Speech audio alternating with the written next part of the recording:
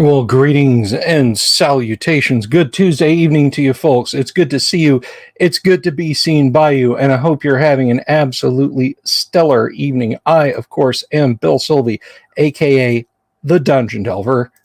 How are you guys? I'm doing super. I'm doing fantastic. And I left the stuff that I was going to show off sitting all the way on the other side of the table. So you guys are going to have to hang on for a minute while I talk about that. But anyway, had a lot of fun today. There's a little short video over on the YouTube channel, which will probably get more traffic than this one will.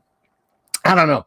The Let's Plays seem to do pretty good, actually, I think. So I guess I shouldn't even pretend to complain, but I'm gonna lean over. I'm gonna grab that stuff over there.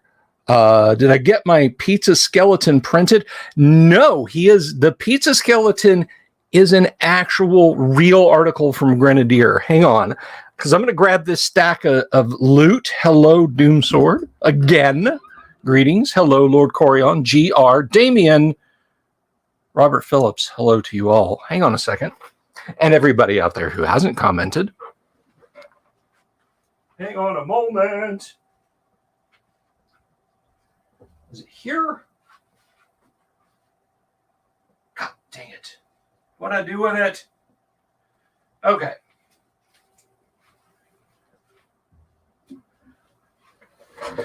I will show Pizza Skeleton tomorrow in the evening. But I did get some fun stuff at Gods and Monsters today while I was out there. The real hero, though, is Doomsword, who bought his... Was that your third... Holmes Basic set in shrink wrap that they found? They keep finding these things there, folks.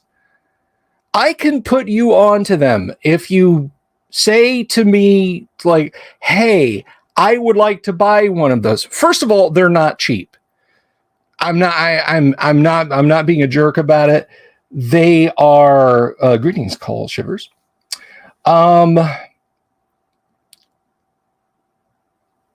They are not cheap in shrink wrap, because we're talking about something that is just this is an ultra finite resource. This is X-Men Annual 1 territory of rarity if you do the comics thing.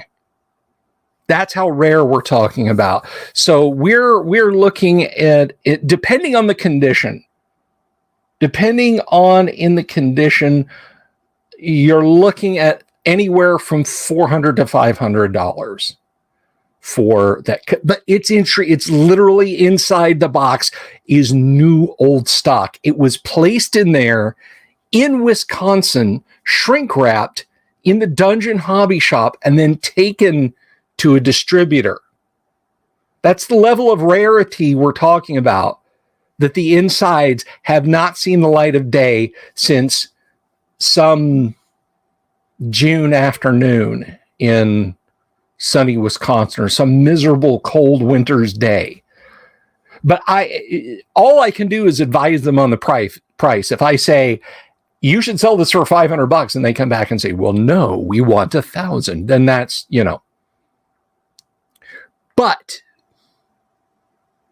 if you're out there and you're interested in one, let me know and I will talk to them.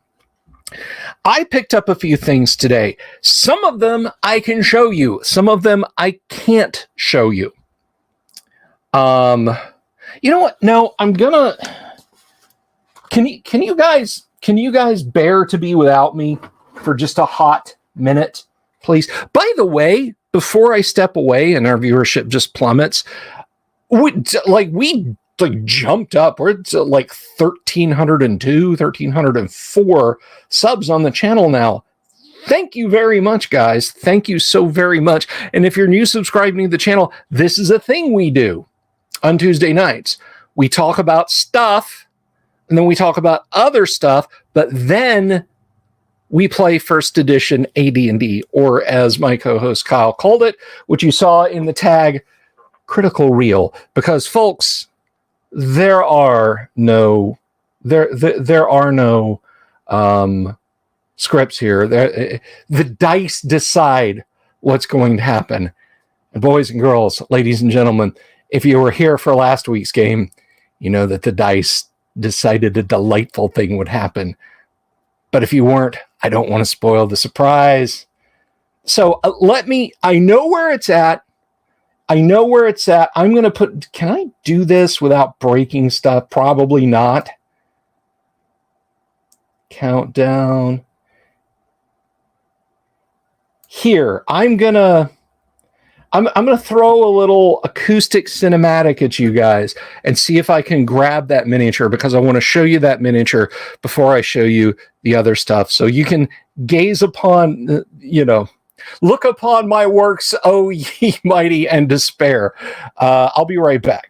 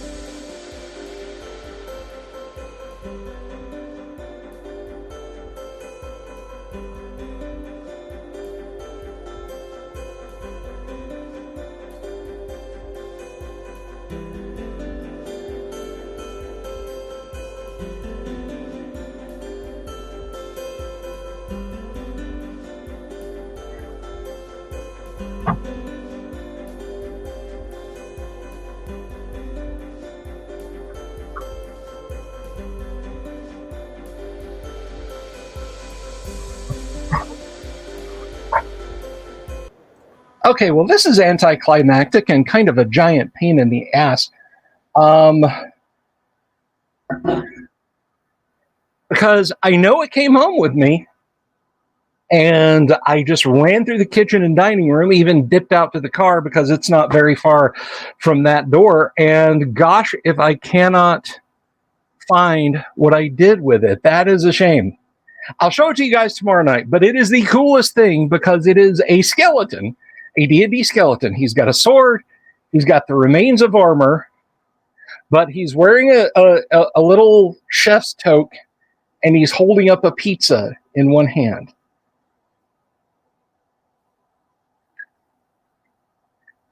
Right, it's off delivering pizza to other skeletal miniatures. Dungeon Minister's got the right of it. But I did get some other things while I was at Gods and Monsters. How many ghosts were in the Ghost Tower of Inverness?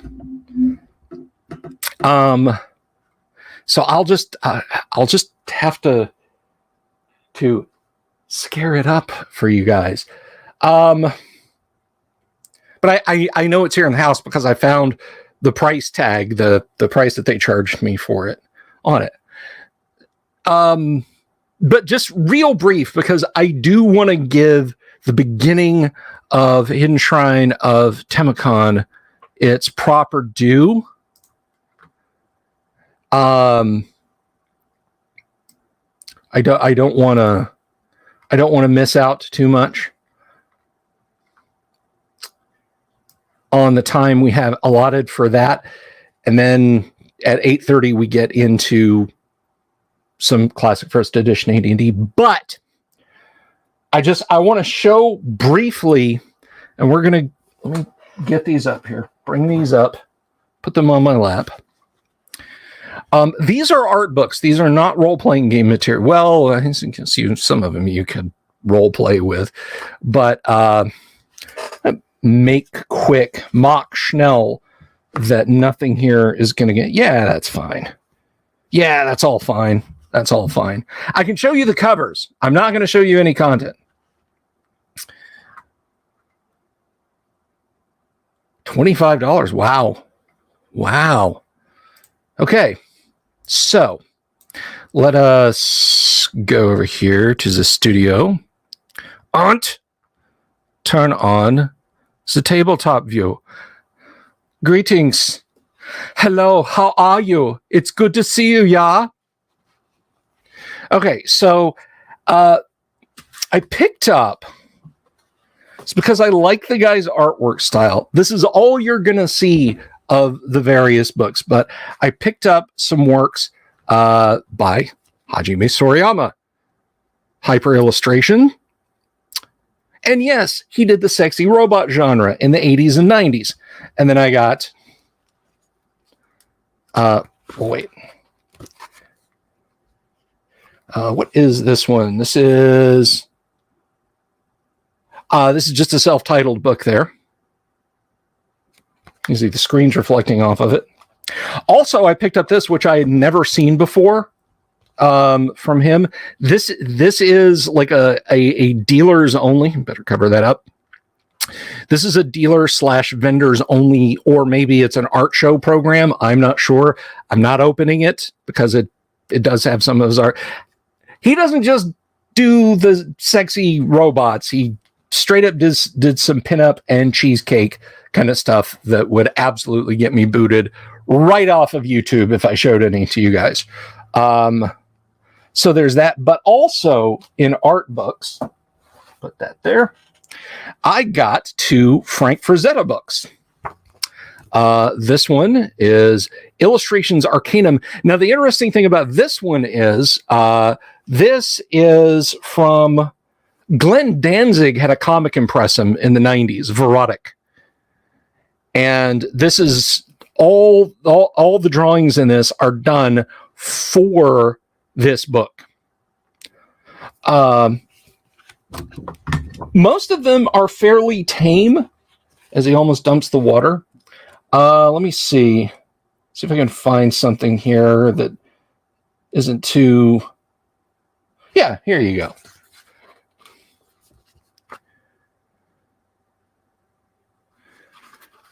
So yeah, there's some odds and ends like that, and she's fully clothed. Well, her bits are clothed. So it's more or less like that. The interesting thing is, Danzig's impressum, Verotic, as the name might imply, was porn. There's nothing in here racier than you would see on a Molly Hatchet album cover, plus or minus 5 or 10% of lady boob armor. The other one I got was the Frazetta Pillow book. This is all I can show you of it on stream. That's it. Right there.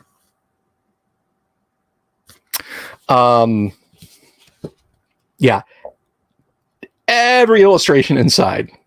Every illustration is Nick Gewere as far as YouTube is concerned. And of course, for you German speakers, you know, Nick Gewere means it is not Gewere. So those are the items that I picked up today. And normally I don't like to do I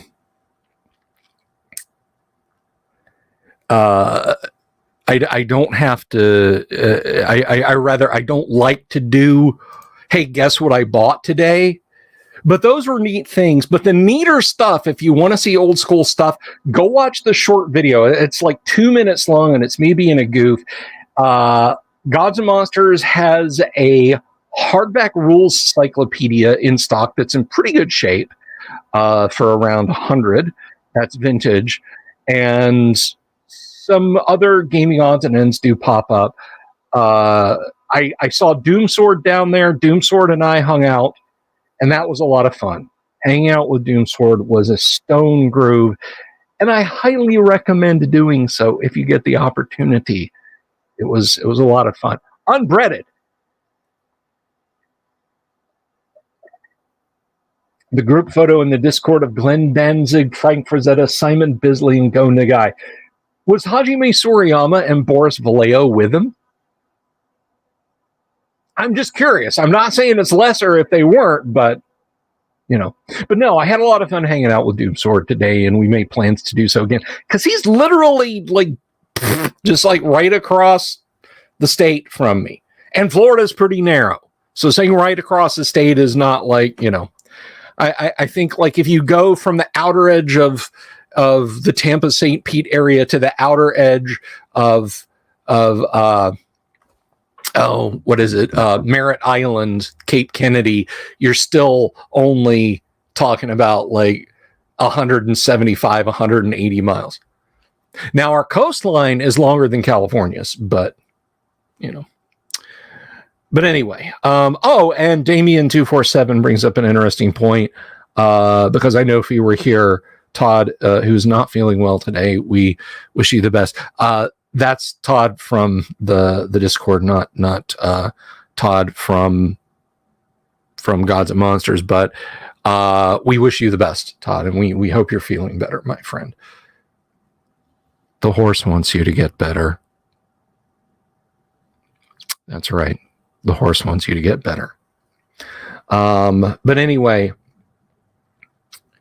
so yeah, Doomsword and I hung out, and that was a lot of fun. And we're gonna do it again sometime. We made plans. So to jump right over to it, because we're gonna start D&D in like we're gonna start playing D&D in like 30 minutes, and I know sometimes we do Theater of the Mind, sometimes we do not. It was taken when Danzig was distributing the guy's Devilman in America with a Death Dealer comic where Bisley was the illustrator. Interesting. I would have thought Frazetta would have done that himself. Very interesting. Man, can you imagine though if Frazetta had just gone full ham and said, I'm going to do a full color, like whatever press you call it, full color press comic book and paint every page. He would have been still working on issue 1 when he passed away. But anyhow, so let's go ahead and let's open up, because I got stuff to do. We're going to be playing AD&D in a half an hour, and we're going to be talking about. I have a treat for you guys.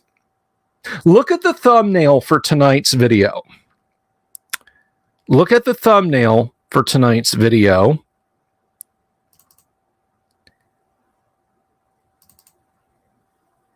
And God dang it.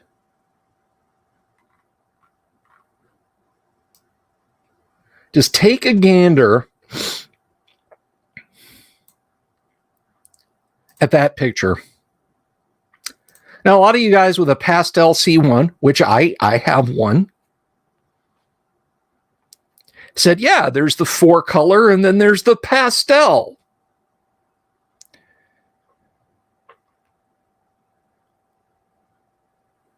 Is it?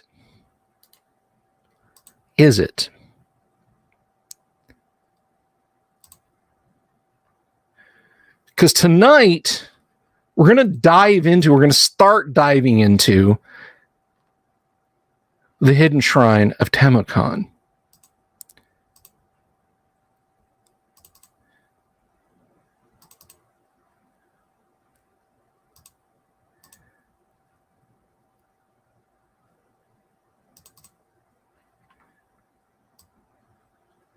And we're going to get into some stuff you guys have probably never seen. Now, what I'm about to show you, I found... Yes, Mar. Well, maybe it is and maybe it isn't. But I found this bad boy floating around on the internet, and I just had to save it. Now, guys, I've said it before, and I'll say it again. This stream, this channel, I do not support piracy. However, when something becomes unobtainium, When something is entirely impossible to acquire a copy of, it will never be made available again. To own a digital copy is okay by me. Mobius, greetings. So with that disclaimer aside, let us take a look.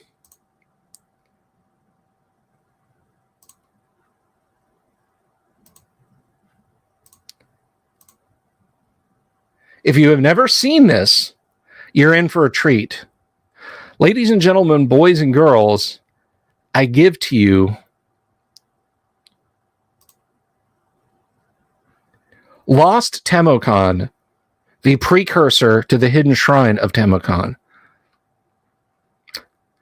Now, we saw with the Lost Caverns of Sojkanth, the tournament module, how kind of primitive it was. It just looked like it was knocked out and mimeographed. Very little illustration. Might have been Gary that drew them up. But what you're looking at right here is history. It is the history of the game.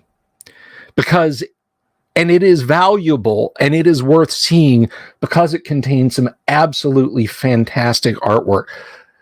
So we're going to kind of dive in. Now, a couple of years ago, I was granted illustrations out of the tournament module that I showed off on the stream. It's a bad stream, but if you go over to my Facebook and dig down like to 2020, like spring of 2020, summer of 2020, you can find me going through the illustrations. We're going to look at them in context now. So without further ado, let's take a look here. And we start right off with this just unbelievably beautiful piece that I believe is Dave Sutherland. This might be Gene Wells, but I think this is Dave Sutherland's work. Now, if you're not familiar with the Hidden Shrine of TAMOACHAN, or Lost TAMOACHAN, as it's called here, it is a Mesoamerican themed adventure module tournament for 3 characters. It focuses strongly on Central and South American myths.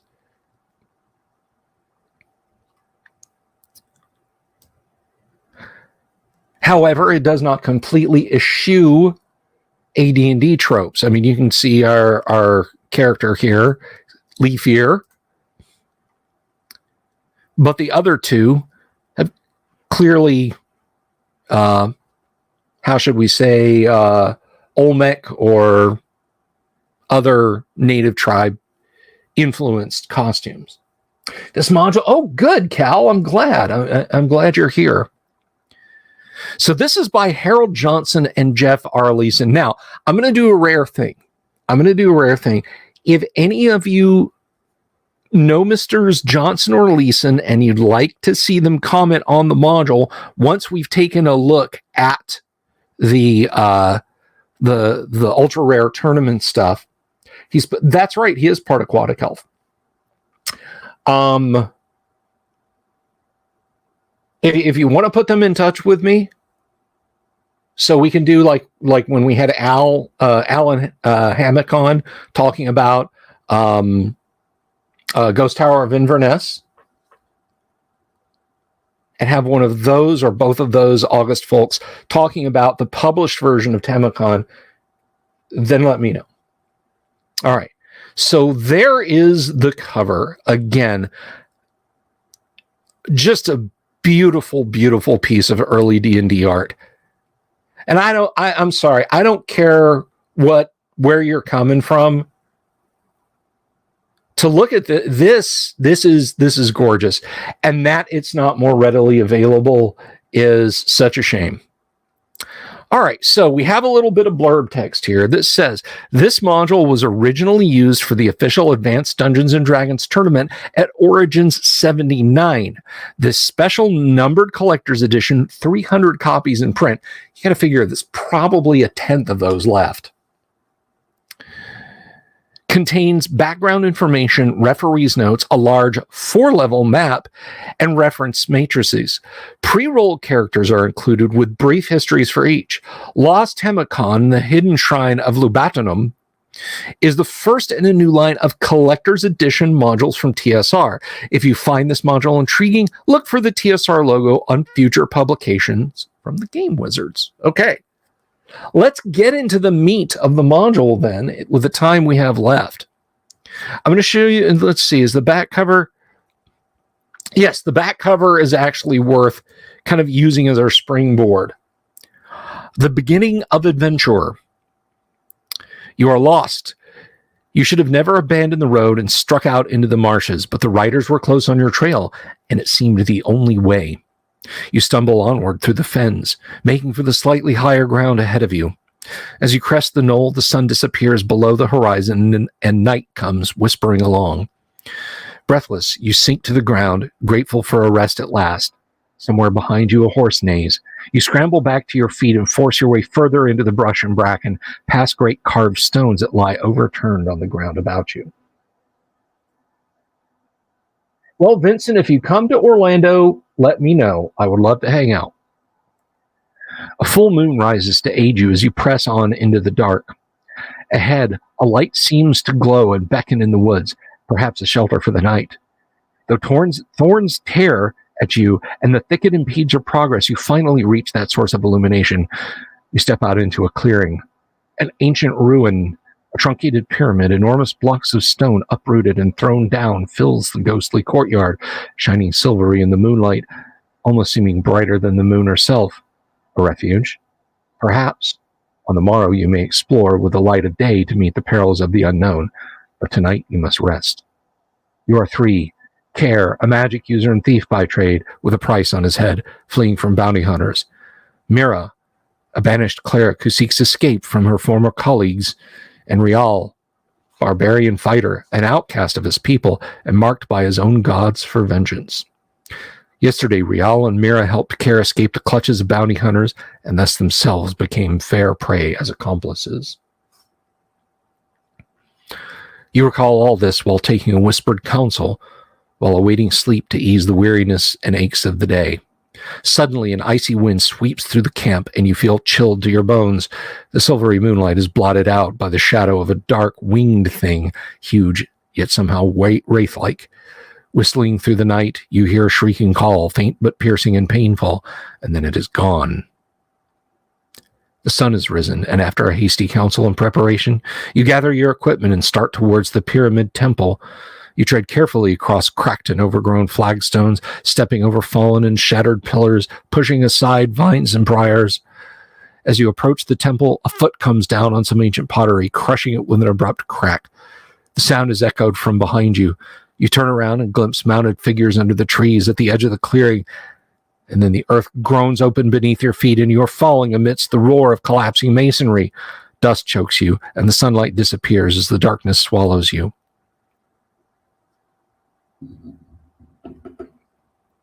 No D&D movies. AWIG does not like. I apologize if there's a little internet connectivity issue. I'm getting the warning light from StreamYard. Oh, are you on wireless? Why don't you switch to a wired connection? And thus we begin module C1. Now, if you're just popping into the stream, we are not playing this. We are looking at the original tournament module, the limited to 300 copies. So, just fairly warned be ye, says I. Greetings, Chris. Lost Tamicon, the hidden shrine of Lubatinum. Tamicon, we are seeking our home. Lubatinum, fallen stone. was the official AD&D tournament module for Origins 79. Included in this module are maps, room descriptions, DM notes, monster roster, scenario, and backgrounds of each character, as well as character sheets for the figures used in the tournament. The module has been designed to function in two capacities, as a tournament dungeon and for separate adventure in campaign play.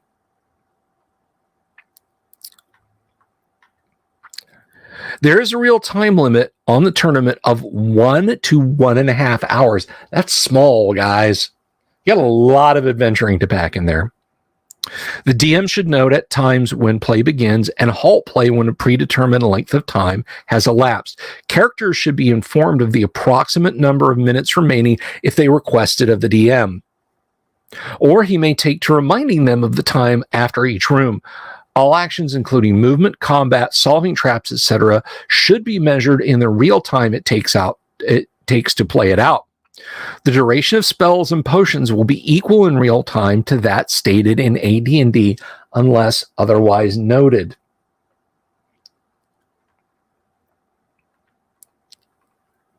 Players should be allowed to decide which character they wish to play from the character sheets. Once the characters have been chosen, the DM should then hand their personal backgrounds to study prior to play. Before play begins, characters should complete any preparations they wish from the material at hand in the woods. The room descriptions are organized into two sections. The indented portions are intended to be read aloud to the players, kind of a precursor to boxed text. Other sections are for the DM's eyes only and explain the results of actions and the working of things.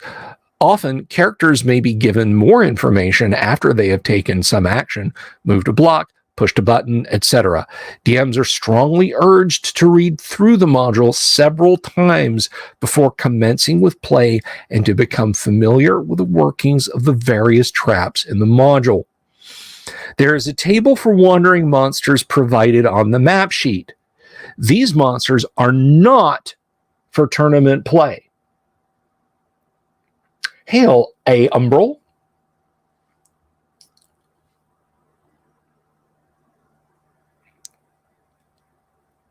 In regular sessions, wandering monsters are encountered on a 1 in 10 chance per turn. Note that's not the 1d6 of AD&D, but a 1 in 10 chance.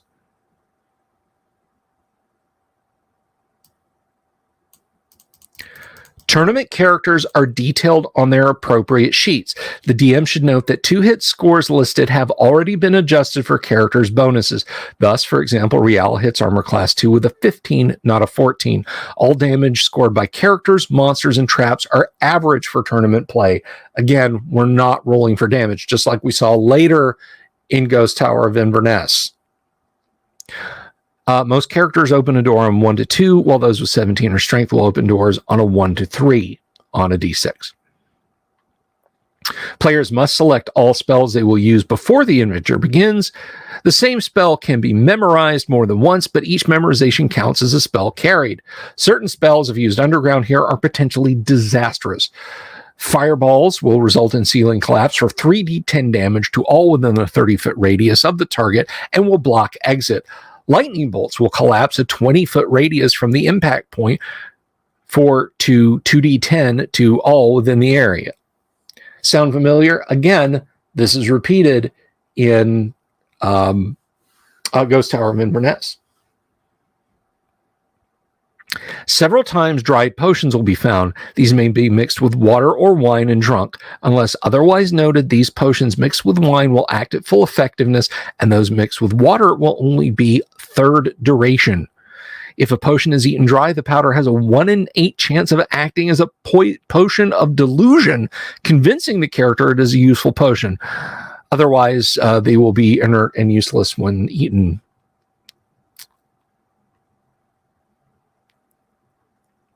Okay, so let's take a look in the time we have before we start playing AD&D. In the time we have, let's take a look at the character practicals, then we'll come back. Now, this is going to be kind of a lengthy read-through on this module, and I'll tell you why. I'm not going to do a one-to-one cross comparison, and there are some different things between this tournament and the final published module.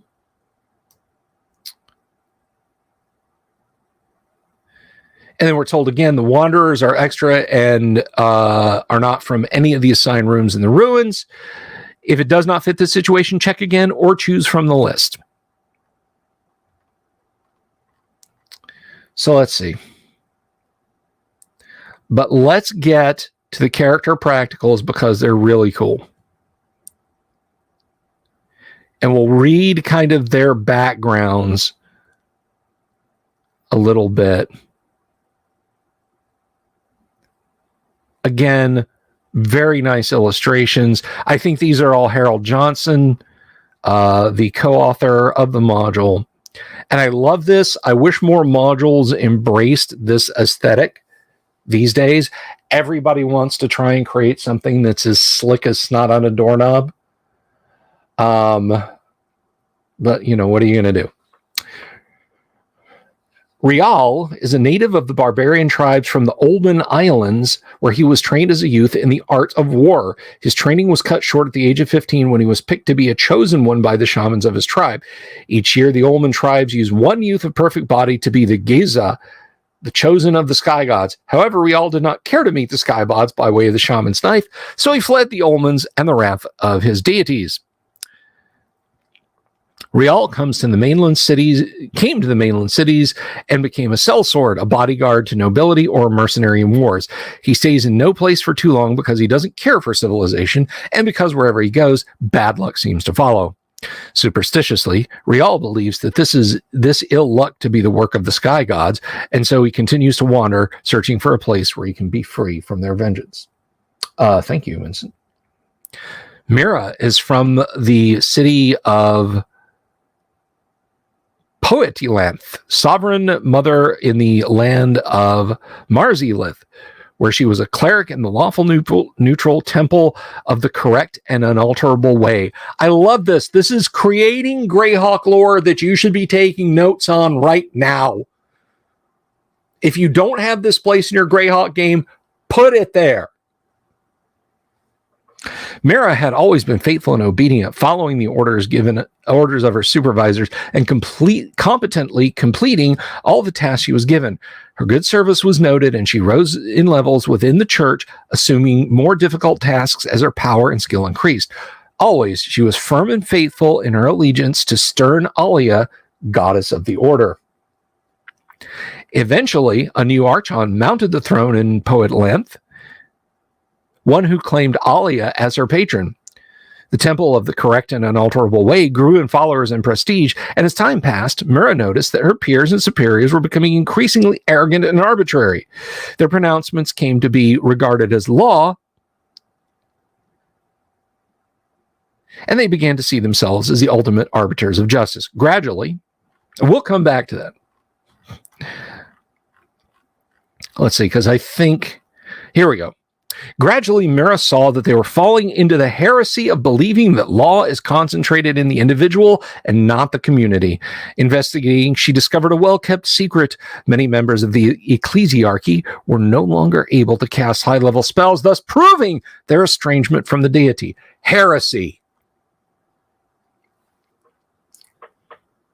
Slicker than snot on a doorknob is a southern thing. You can keep that, Wave. You may use it. Go in peace, my son. Investigating, she discovered a well-kept secret. At last, Mira attempted to speak out against the heterodox clergy and reveal their fall from divine grace, but the forces of the ecclesiarchs prevented her from doing so, and she was fortunate to escape the city with her life. Now she serves stern Alia alone until she can locate other faithful disciples or somehow find the money to finance a parish of her own. Only a landless barbarian is now her companion, an exile from his people, too, and a kindred if misdirected soul.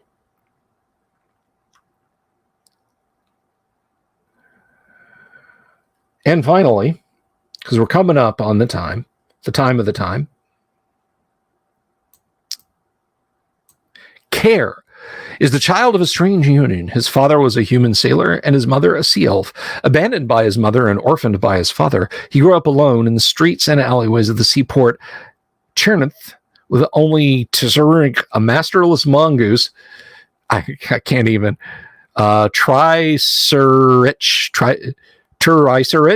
a masterless mongoose, as his friend and companion. From observing the mongoose, Care learned the value of the lithe dodge and quick thrust. He began to undertake thievery on a small scale. Riddark, a kindly scholar, noted his quick hands and wits and took him into service as a helper and apprentice. Riddark was a dabbler in the lesser arcane arts of low magic, and Care learned certain skills and arts from him that a formal noble's education could not have afforded him. In fact, he learned more than Riddark thought he was teaching him, and simultaneously continued his stealthy thieving at night. On one occasion, he struck up a surreptitious friendship with an urchin thief in a port town. Now, years later, he has stumbled on his old friend hanging on to his life by a thread. Without a second thought, he charged to the rescue and now finds himself fleeing to save his own hide. Rial has never told anyone about his ordeal with the shaman. Oh, wait. I think this is Rial. Well, it flowed together. Let's see. Riddark grew careless as he grew older. One evening, he omitted 1.5 crucial passes from the right of the wind of time and was filled with the spirit of a crazed devil. He attacked Care in maniacal frenzy, and the young thief was forced to kill him in self-defense. Unfortunately, the city guard, who wanted to ask Care some questions about a missing necklace, took that moment to enter and find him standing over Riddark's crumpled form with dripping blade. Though pierced by 2 crossbow bolts, Care managed to make good his escape and now flees the bounty hunters who pursue him for the price on his head. And let's meet back up with Rial. On one occasion, he struck up with an urchin thief, which I think we just met. He stumbled upon his old friend hanging on to his life by thread. Without a second thought, he charged to the rescue and now finds himself fleeing to save his own hide. Rial has never told anyone about his ordeal with the shaman, but has let them believe he was exiled because of his desire to taste the pleasures and wealth of civilization. But he misses his people and longs to be reunited with them. So there are our NPCs by the classic module. And we're gonna dip more into this, look at illustrations, read up on various things.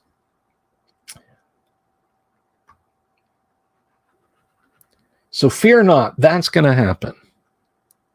So we did pick up there are some new people subbed to the channel, and welcome. Thank you all very much for stopping by and hanging out. Hopefully you clicked the subscribe button and the bell icon for notifications, both, because you want those notifications when I upload videos, which is not all that often, or I live stream, which is 5 nights a week, folks. So hopefully you did that. And if this is your first time stopping by and you're like, what is that? What is the crab pointing at? What is the crab pointing at? If you like, you can support the show on Patreon, patreon.com/The Delvers Dungeon. Subscribestar, the Delvers Dungeon. I only have the PayPal email address there because someone asked me to put it there. And there it is. Or you can support me on Coffee, buymeacoffee.com/bsolvey. Those are all wonderful ways that you can support the show. And for those who have elected to do so, we like to take a quick moment at the end of our normal broadcast and say thank you to Joshua Garlock, Lord Corion, Ricky Maru, Mobius, Kevin Reynolds, Doomsword Deathmaster, Mark Simpson, Damien247, James F. Keck, who's just an all-around swell guy, William Smith, the Dungeon Minister, Manny Wall, Mark Corey, Kevin Wood, Todd Sharp, Carnivore Farmer, Rob, Jeremy Rule, Bo Ganora, Mikey Mank, Sky Hernstrom, Pete Sullivan, and the whole DM's Council. Guys, really, you cannot not support me. The entire DM's Council. I didn't know there was a DM's Council, but apparently there is. And they're patrons. I know, I was as surprised as you are. But anyway, thank you to those people. You make it you make it so that the lights stay on here. It's a very helpful. It's very helpful. So in a very few minutes, we'll get started. And I cannot believe that I set the pizza skeleton down somewhere. I can't find it now. One more time, I'm going to step over to my desk and see if I can find it or see if it's out there. Now, a quick note about the table. It's a mess.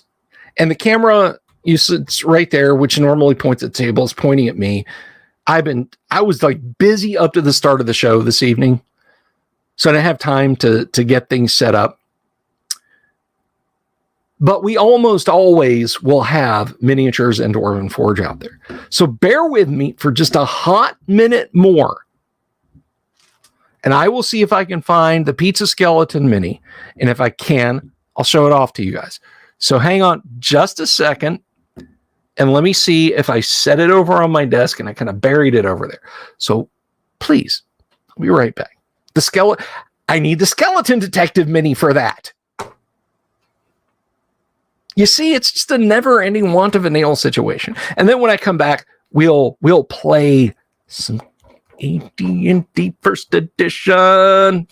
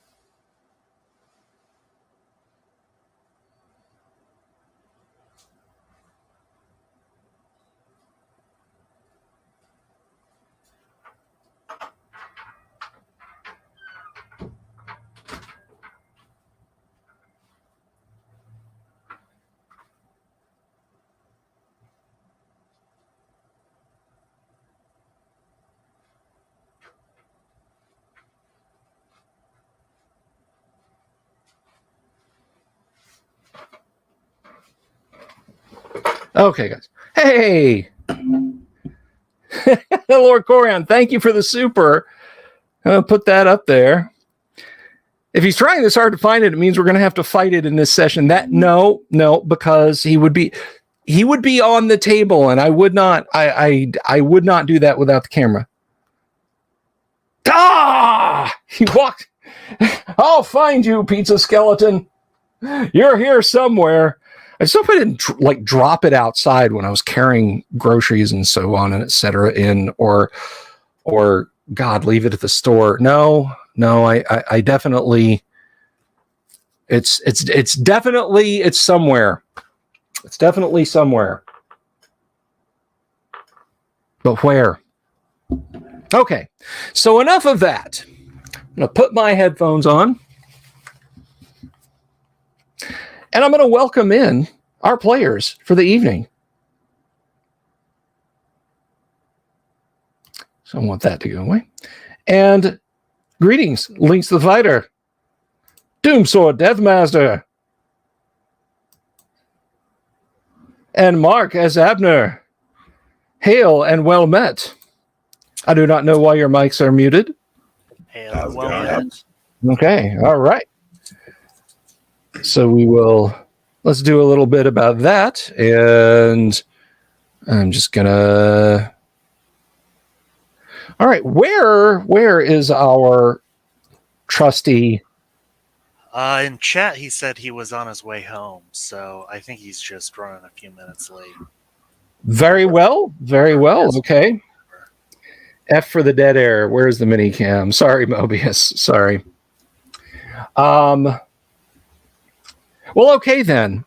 What was the party's decision? You have these two injured prisoners that you rescued from the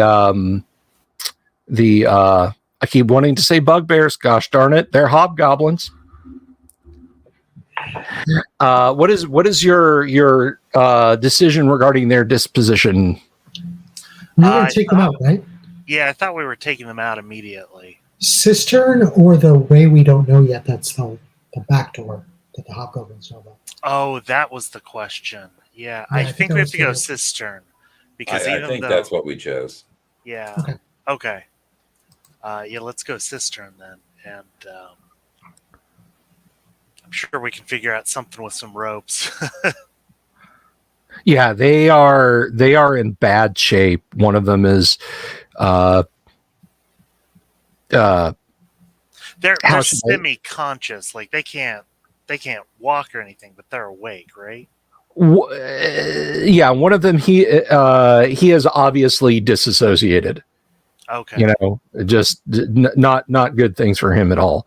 That comes with being a guest of hobgoblins for who knows how long, but given their physical condition, quite a while. And the other, you've gotten conscious and they can kind of stumble along. And the disassociated fellow is missing his right hand. Okay. I think we can still just tie a harness around them and get them up. Yeah. Okay. Yeah, let's go cistern and let's go now, because I already got 3 hurt guards here and or 3 hurt men-at-arms. And you notice that it does not corkscrew up, so it is not a twisted cistern. Wow, not even the crickets wanted anything to do with that. Okay. Get a soundboard. We're going to ignore it and hope it goes away. Yeah. If we act like you didn't say that.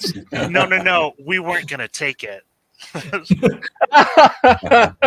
Very good. It's the nature of the beast.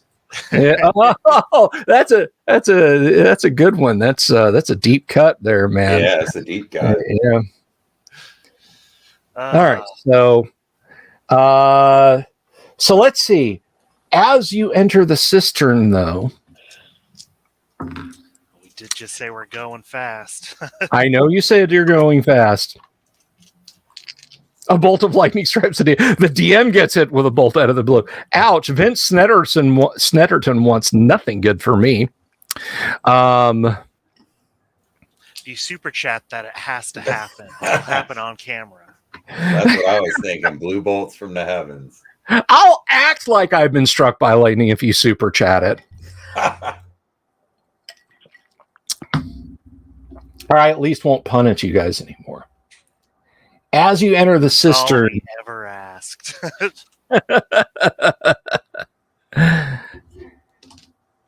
off to the caverns on the left, you hear sounds like it's not directly in the room, just off the cistern. But it is near enough that you can hear the harsh voices of orcs the clink of armor, the clatter of hobbed boots on stone. It's some distance away, but the voices are many. So you're all trying to get out as quickly as possible, correct? Yep. Okay. How long does a web spell last? I could web up the door. Oh, whoops, I'm on mute. They're going towards the hobgoblin place, not the cistern, you're saying.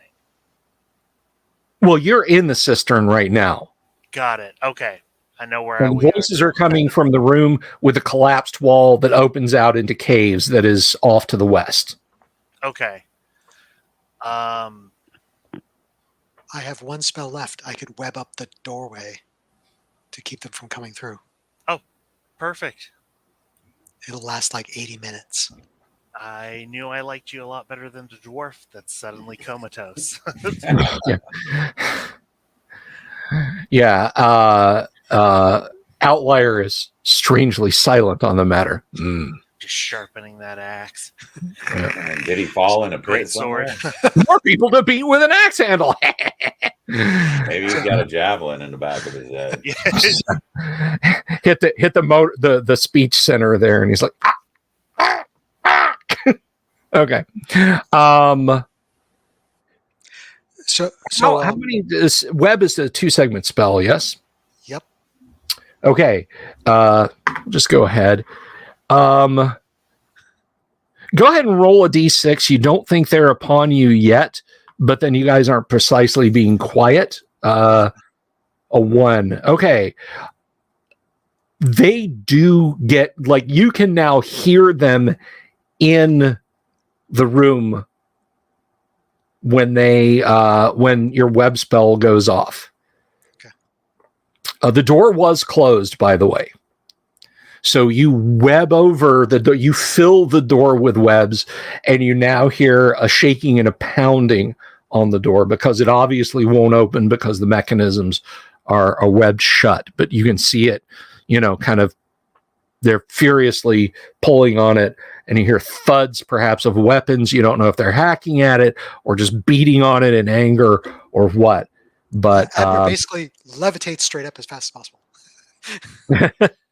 Not magically, just fear. just from fear. Yeah.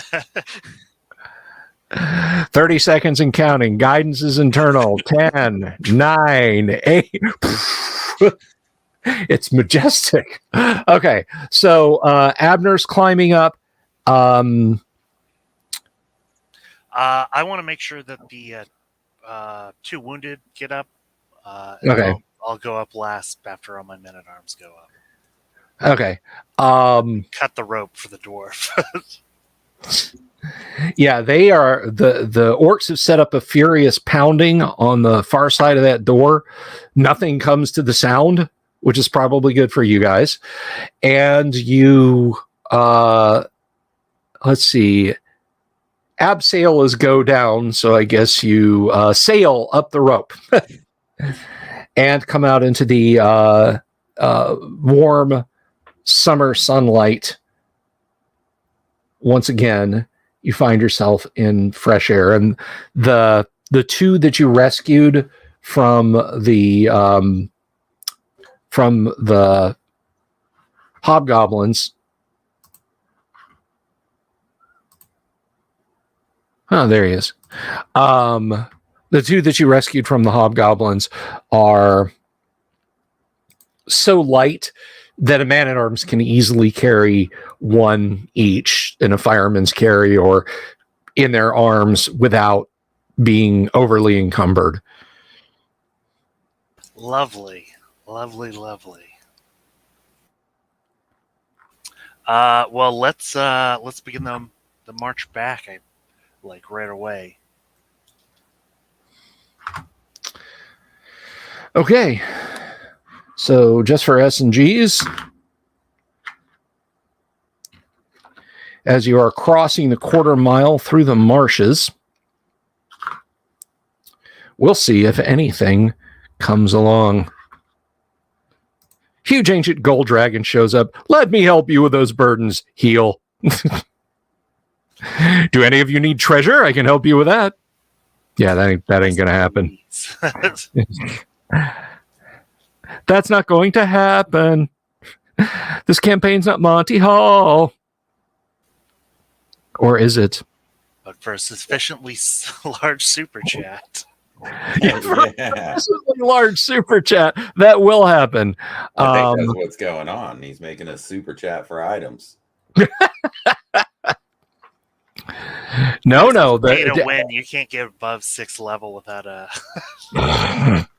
Yeah, we only get cosmetics. Yes. I remember I was playing. A friend had asked me to play one of the online Mech Warrior games that was pay to win, and we were having a fine old time, and we were really pushing back on the other side. And we had a situation arise where suddenly we were being hit by artillery and airstrikes. And the guy that was kind of coaching us along through the game starts yelling in the chat, "Fall back, they're throwing credit cards at us."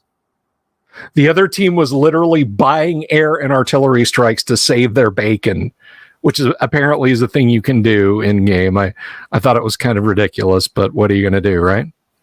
Like the play test, it was pretty good. I came back later and it was awful because of all that pay to win crap. Yeah. Oh, this is interesting.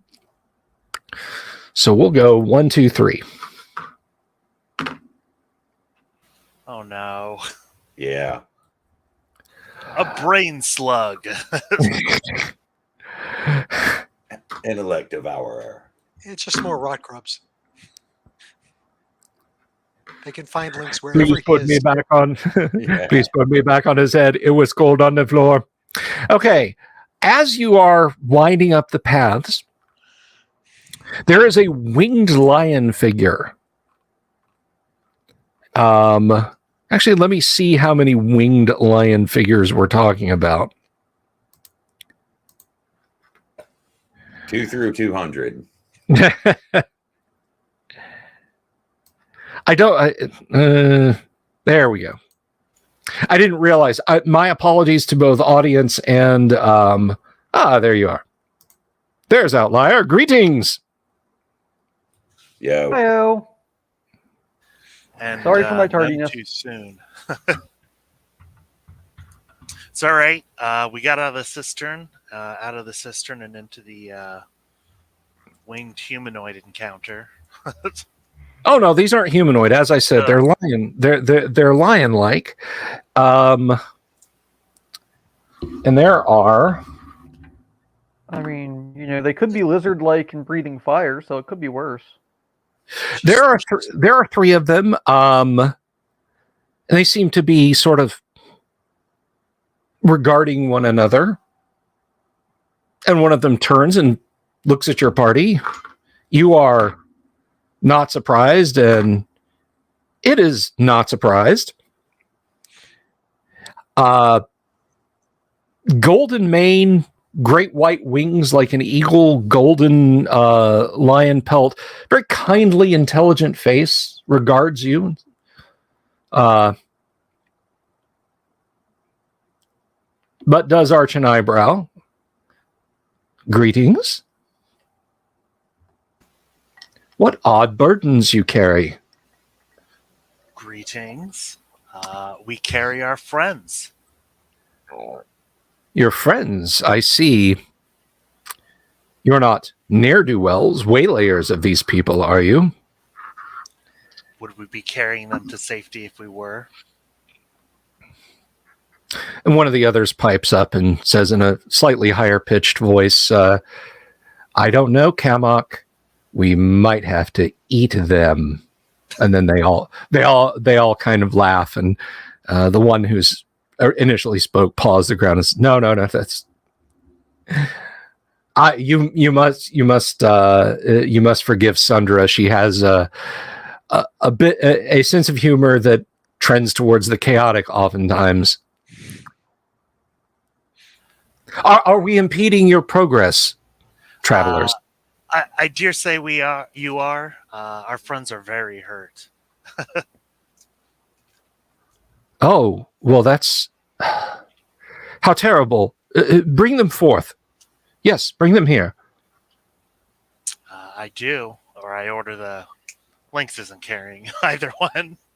Okay, yeah. So you've got to. Your injured men at arms are all ambulatory, right? Yes, yeah, they never. Okay. Okay. Let's see.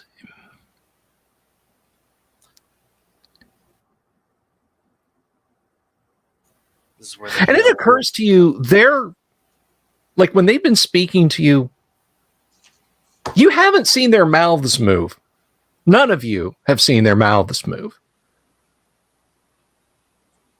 Yang says, "Did these creatures eat cloth?" No, they are neither ridiculously southern nor do they eat cloth.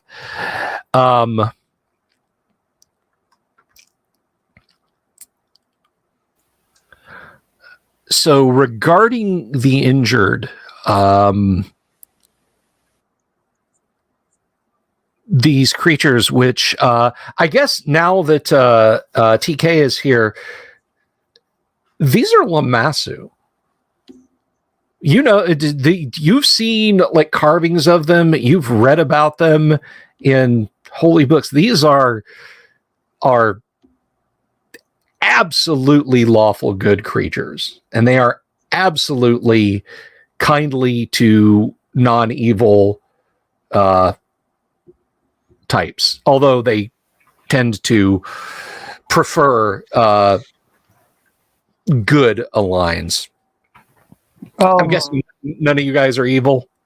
Well, I'm going to ask them then, did they have, they didn't happen to see a group of fleeing hobgoblins coming this way? No, we did not. Did you? Were you pursued by them? Are you pursuing them? They're recent children of mine, recent like converts of mine. I'm trying to teach them the errors of their ways, you know, whole converting them thing. And I just wanted to make sure they didn't get eaten on their first, you know, expedition back into the outside world. Oh, no. We would never ever do such a slay them. Yes, eat them. No, but no, we observed no hobgoblins. He seems skeptical. He seems very skeptical. Children of yours change their ways? Well, let me ask you, what is Outlier's charisma? Not very good. 10. 10. Okay. Well, that's actually slightly better than average. So yeah, he does seem kind of skeptical about the whole matter, but says, this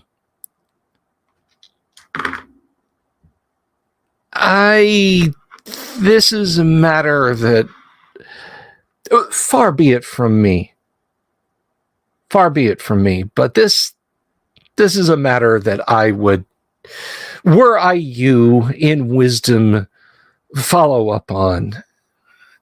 They might have said one thing to save themselves and then go off and commit further evil deeds. I don't like to prejudge. At any rate, I am getting off the topic. The wounded, these, your armsmen, please come closer. That's right. And they all touch your armsmen, and they are instantly healed. All of their damage is healed up. As the Lamassu Cure Wound spell is really potent.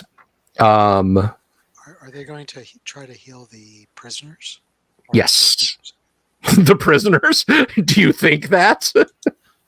No. Is that the verbiage you think? Yeah, prisoners. Former. It's like quick. Crap.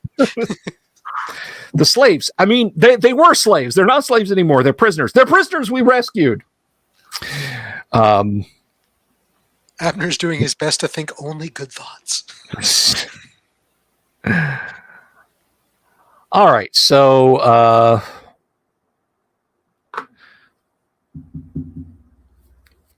so 2D. Well,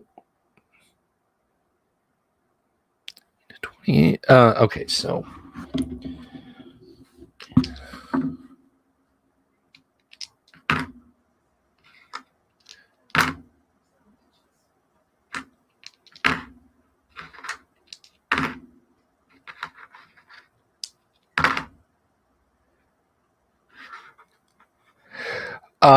so with similarly potent spells, yeah, they're not Sphinx, Damien. These are Lamassu.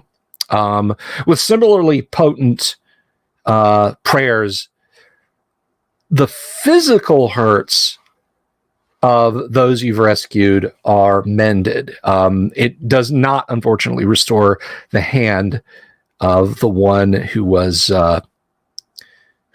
so injured, but it's clean now, at least. That's an upgrade. Yeah. So the maggot infested wounds and whatnot supplicate and close almost immediately, leaving faint but not severe scars. And they turn. Thank you. Turgo will step forward. He'd like to say, "What magnificent creatures you are! I've never seen such. I've heard you from the legends, however. As a matter of fact, I have been wounded as well." Indeed. Well, this is our last curative. So, but as you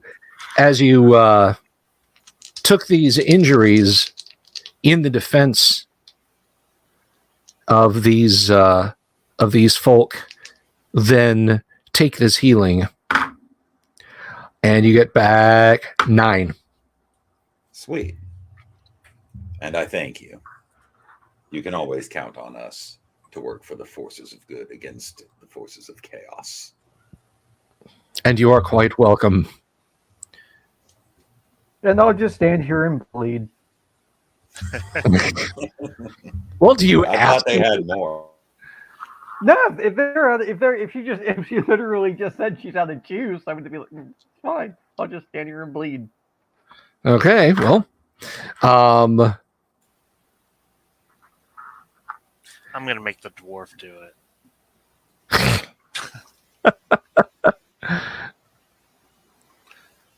I thank you dearly. I guess, they're psychic, so I guess I guess they know where we're going. So I say, we now must away to attend to our friends at our longhouse. of course. Yes, your deeds have been noted, and they shall resound through legend. You have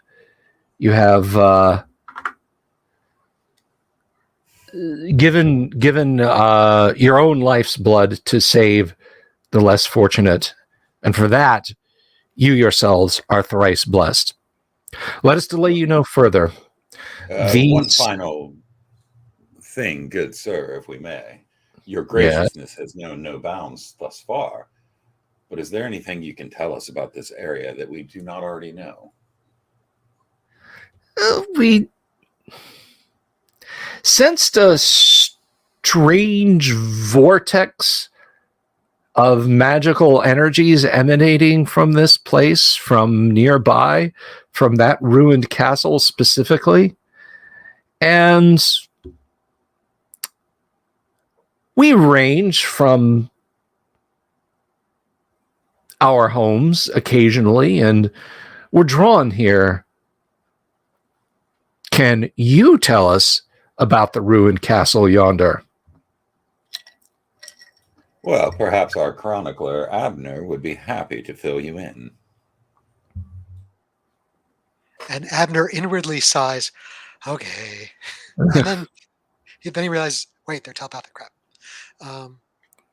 Abner can regale them at length, but I think our dwarf is bleeding and all that stuff. So he gives a short form that he knows about Zagig and all that lot. The The elevator and how it goes down very far, and there's a dragon down there. I could literally see it like I have a wound come open, and as you're like talking, I stick my finger in the hole, like stop it from bleeding, and it's like, oh no, please go on. No, you guys go on. I'm fine over here. Literally. But I like to think you also refuse bandages. Yeah, just pour some whiskey on it. Yeah.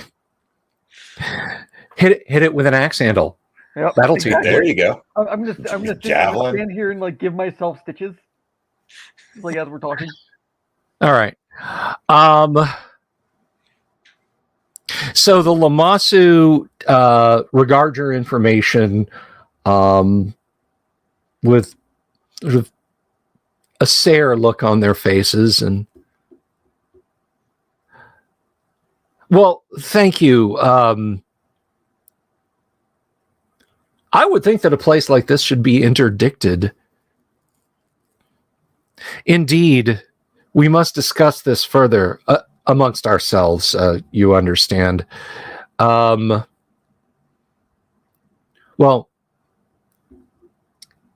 best of luck with your with your charges, and again, you have done a noble thing in tending to them. Oh, Braca, please, the dwarf, if you would, and the smaller of the three walks up. A cat will walk up and headbutt you. Yeah, that's I'll lean my head into it. Okay. You get headbutted for 13 points of double strength cure wounds. You know what? At least I'm above half. There you go.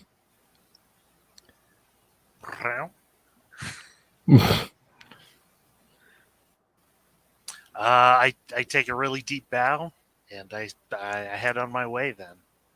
I will remove the finger from the hole and follow him. Yeah, it kind of got pushed out, when the healing is just slop. Okay.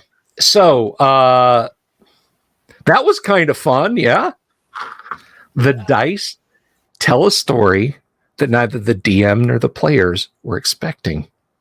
That's right. And it wasn't 3 Chimera like I first. And it wasn't 3 Chimera. It wasn't 3 Dragoons. It wasn't 3. It wasn't 3 Manticores.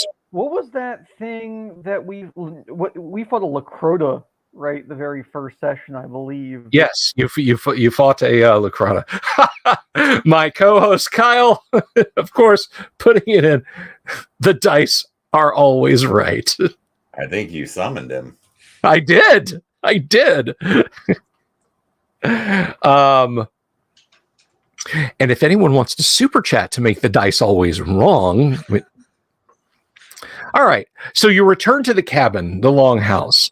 The men at arms cannot stop. They were lions, but they spoke no words. They were images in my head. It was amazing. They were gentle beasts. Why can't everything we encounter be like that, my lord? I want to go to a dungeon full of nice creatures. We all want to go to that dungeon full of nice creatures. Yeah, well, where is it? I somehow feel like it wouldn't be called a dungeon anymore. Well, it's the big dungeon in the sky full of, plush animals. Abner's worried if they're going to interdict the place, he won't have an opportunity to properly study and or grab the treasure from. So we'll have to be quick before they make a decision. Well, I've got a question for you. We've got an alternate entrance. Oh, well, for the party. I'm sorry for the... Yeah. We got an alternate entrance. Do we want to move from the longhouse? Perhaps. I think we need to rest here for now, and we're gonna study the magical items we got. Oh, that's true. We could just end the campaign here by looking at that leather box. Yeah. I'm sure there's nothing wrong with it. It's just a deck of cards. Yes. What I'm going to do. Is anybody up for a game of cards? Yeah. Just play some solitaire. I draw 3. Always draw 3. You but do? I played solitaire draw with 3. a deck of tarot cards. I got a full house. 3 Okay. people died. Bold. Fortune favors the bold. Oh, TK, craps. Sir Outlier, seizes the box, opens the lid. Y'all thought I was joking last time. I'm mad because 3 cards was my strategy too. It is statistically your best hope. Now, I just want to show you guys, these are the deck that I built these from. These are actual playing cards. Jack Photon, if you're out there watching this, my brother, this one is for you, because I'm going to go over here. I'm going to do that, and I'm going to do that. Those are the cards I'm using. Yes, these are Star Trek playing cards with Star Trek pictures on the back. The way I see it is it could be my character's end, sure, but so could an ogre, so could a troll, so could anything else. So, like, why not, right? Okay. So, this is a thin stack of plaques. And here we go. 1, 2, 3. Now, I shuffled these. First of all, let me pull this up in the Dungeon Master's Guide.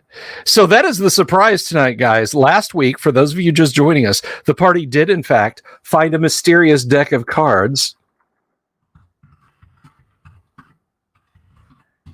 Can we run before he does that? It's too late. Running was so 5 minutes ago. We just set everything on the table, and we all stand around, and the first thing that happens is a dwarf hand darts out, grabs that deck, and draws. All right. You're not wrong. Just illustrating for... Yeah, no, you're not. You were 100% not wrong. Okay. Before I tell you what they are, and please, if you're in the audience and you know what they are, don't blurt it out. I will tell you what each card is before I say what it does.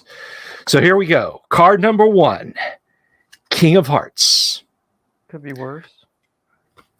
Card number 2, the Joker. Fuck. Card number 3, King of Spades. Yeah. Oh, look, you got a Royal Fizbin. Yeah. That's a bad draw. That's a bad draw. All right, so let's see.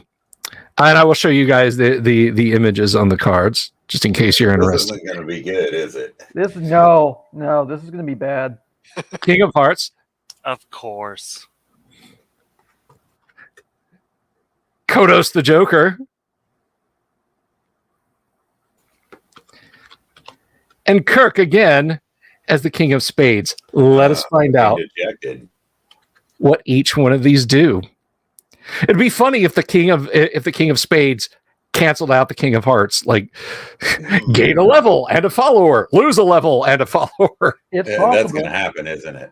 The Joker, the Joker's pretty bad. All right. If King of Hearts. King of Hearts.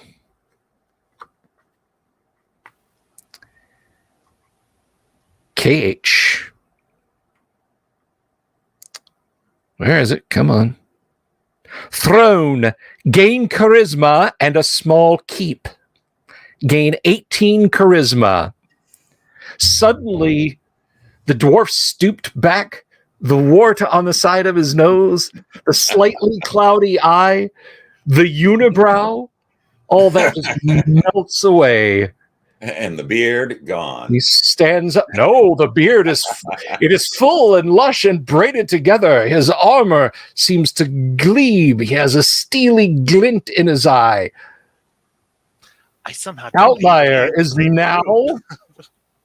Outlier is now. There's a Harry Mudd card in the deck, I believe. Don't I also, as a dwarf, I can't have a charisma above 17? This is powerful magic. Okay, word. So I now have. What is your character's name? outlier. Mood. Mood. Oh, Oh, that's great. Okay, well now I have to go. So we're just going to slide that card back in the deck because that card could be drawn again. It could be. But now you have to go find the keep. You have gained a keep, but you don't know where it is. Well, we'll look at the specifics of it because you know these things. it's Castle Greyhawk. It's just. Yeah, there you go. Mood. That's okay. I have to survive the King of Spades, which I don't think I will. So let's see. All right.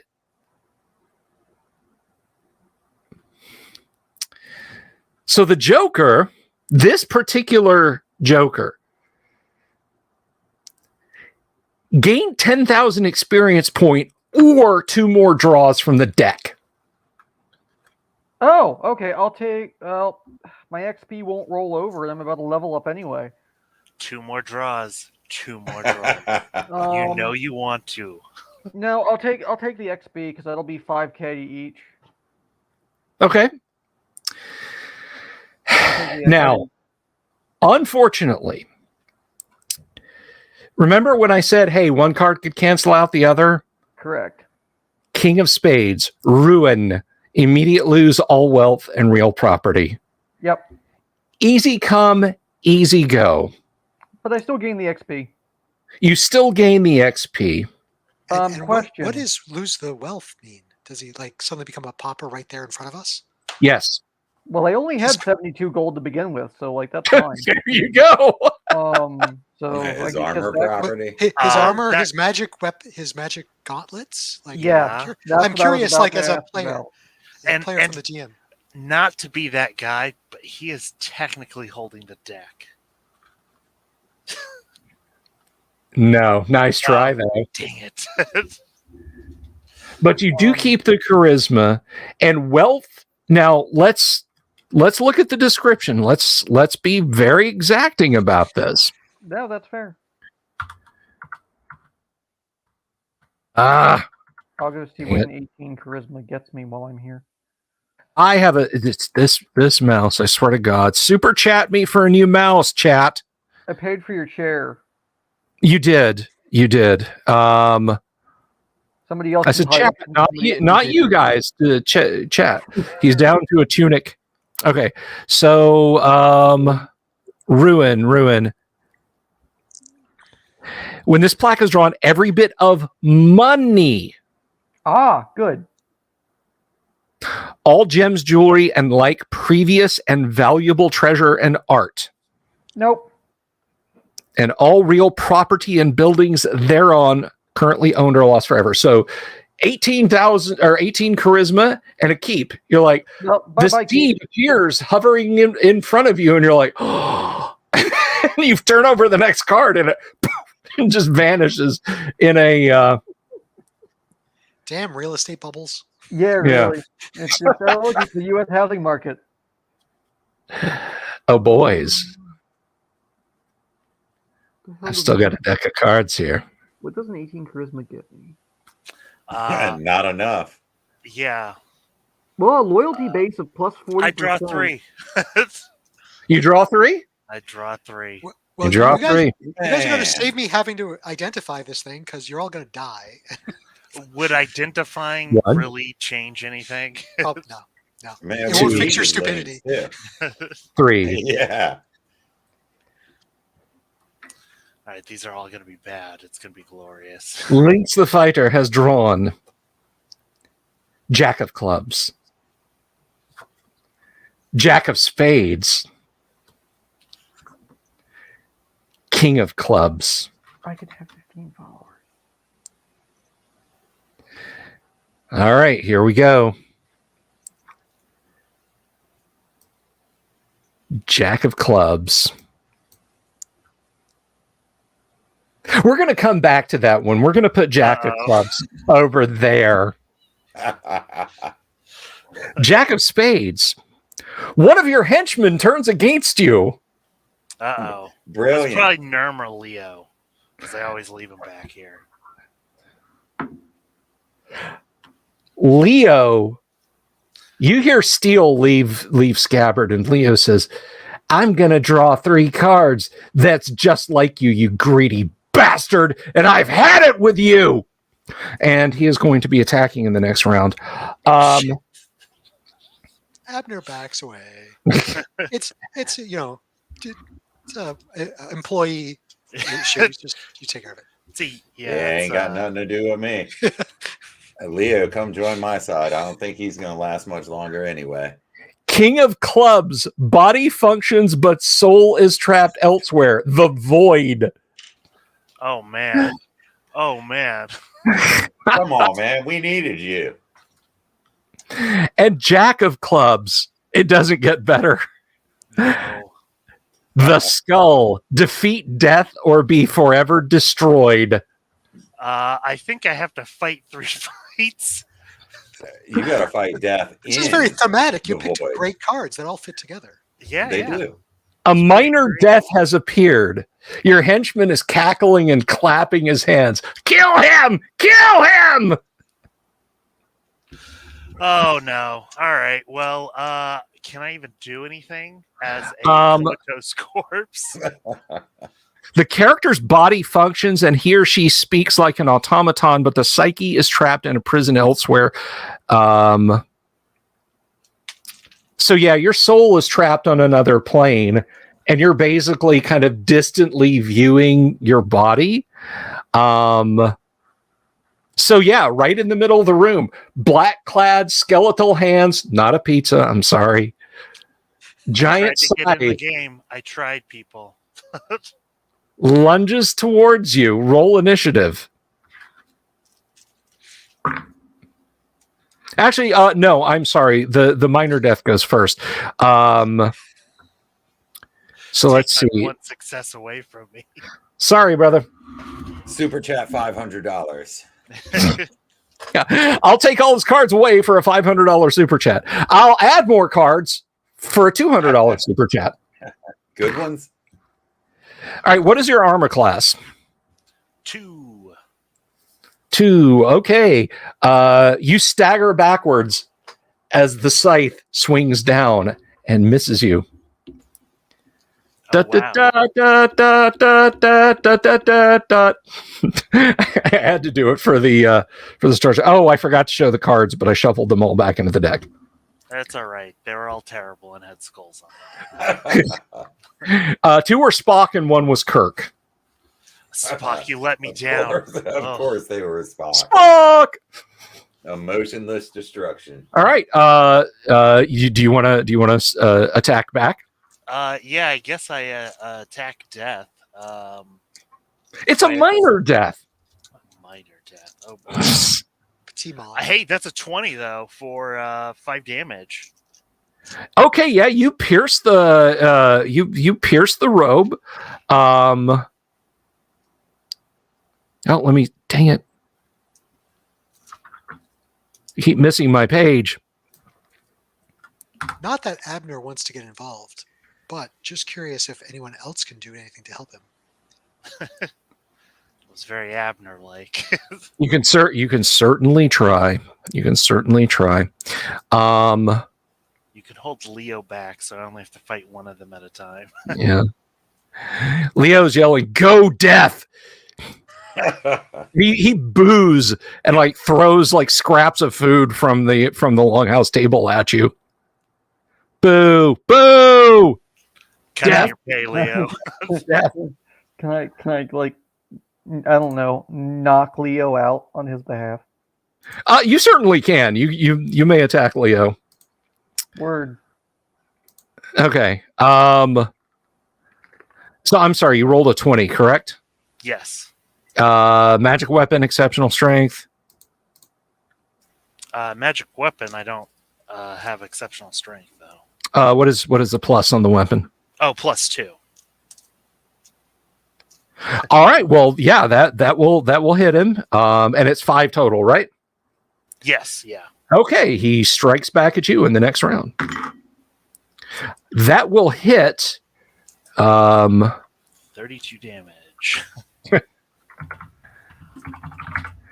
3,200 damage. Yeah. So you take really should have Oh, it's 8 points of damage. Oof. Really should have asked for healing. Dang you, dwarf. Why'd you have to go draw first? Alright, I guess I attack back. Yes, you can strike back. 15's probably not going to hit. Yep, he parries it away with his scythe and strikes back at you. Alright, well, it was a good run, boys. He misses. It's Death is still a toying good with run. That's not going to hit because it's lower.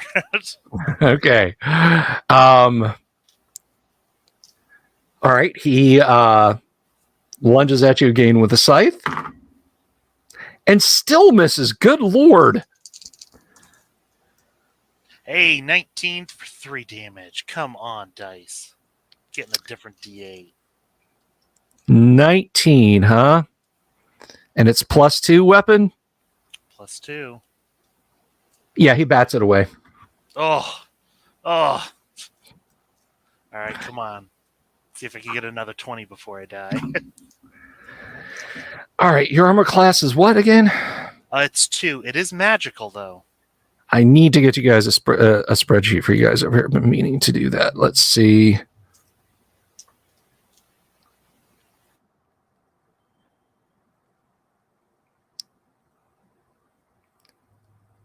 That is a miss. It's just a clear miss. Counterattack. And folks, if you're just joining in the stream, the characters have drawn from a deck of many things, and Lynx the Fighter is currently fighting death. And whiffing a lot. It's your turn again. All right. Just There's a challenge. little stuff going on in chat about death automatically hitting and striking first or something. Just FYI. Let's see. Is it auto hit? I know he goes first. Let's see. I'm going to feel that. Not to be that guy, but the chat is always right, or at least you. Oh yeah, always hitting. My apologies. Sorry, buddy. Well, you took 16 points. You know what? I am in half. What does that put you at? -8. Yes. You, wherever your body is, the cold, the darkness of wherever it's at, you feel a sharp twinge of agony. The figure, the vision of the cabin that's like you're viewing it at a great distance fades away, and you go to whichever reward it is that you choose. Unless, of course, the party wants to get... oh no, the character is slain forever. So yeah, you're going to the afterlife. What was your alignment? Neutral good. Neutral good. So yeah, you're going to a good reward. Unless wherever his soul is trapped is not so good, right? Well, Then I'm concentrating, just in case that happens, I'm concentrating on possessing somebody. I continually do that for the next 1,000 years. You'll get reincarnated as some rot grubs. so Doom Sword. Worm that rots. Yeah, hell no. I'm not touching that thing. Yeah. Abner's like, give me those. But yeah, man, I've never touched one of those things except playing around with a deck of cards. And he puts them down on one side. Says, Okay. Go over to that side of the house. Go over to that side. Fires a Mount Doom with that thing. Outlier, go ahead and roll your attack on his man-at-arms, who is now pointing and laughing. I did. An 18 will hit, and my strength alone in bonus could accidentally kill him, so I'm going to fall short of killing him if possible. So what is your total? What is your total damage? Striking to subdue, I presume. Yes. Striking to subdue. If I'm using I count a gauntlet, I believe, as a D4. Yes. So D4, that was 3 plus 6. So that's 9. As I said, It's enough to knock him unconscious, but only 2 points of that. Well, 75%. So I guess, yeah, 2 points of that is quote unquote real damage. So, he's going to have a split lip and a bloody nose when he wakes up. But yeah. Now, where's that pickaxe handle? That was Leo, right? Just beat him unconscious. Yes, that was Leo. And that, ladies and gentlemen, is just a little taste, just a little sample of what the Deck of Many Things can do for you, or in this case, to you. Also known as welcome to AD&D, bitch. Welcome to AD&D. That's right. I'm still so disappointed in Spock. I'm in love, Jim. Well, Okay. well, Abner doesn't have to identify that anymore. You know what that is. It's bad news. That's what that is. Yes. We're going to sell Horrible that. news. We're going to sell that. Absolutely. Someone will want this. So, it is not us. Well, by the way, good news. Good news. If we can successfully sell that, I can level twice. As in, I can level once for my fighter and once for my cleric. We'll take care of that in a second. Could someone bury Lynx outside in the ever-growing graveyard? Please put a blanket over him. Yeah, after we Yeah, we got to yeah, take his I'll stuff, start- right? What Yeah, if we got? after we take his stuff. He's got a potion of hair That with is him, I think. AD&D right there. That's total ADD. I say I a had- short prayer for Links in the afterlife before rifling through his pockets. Yes, we take his stuff. Yeah, I'll I got a just- new I'll- sword now. I don't have to worry about giving it to him. You got And two then we got swords. his old sword, right? Florentine, baby. I'm gonna dual wield. Oh, is Time that to where go my start soul digging a is hole. trapped? Oh my god, did it go into the intelligent item? No. I mean, that's funny, but no. Okay, so you've Lord Corian, I guess drop the laundry list of what Lynx has on him in our chat. Or Oh, yeah. Well, you all have access to the spreadsheet.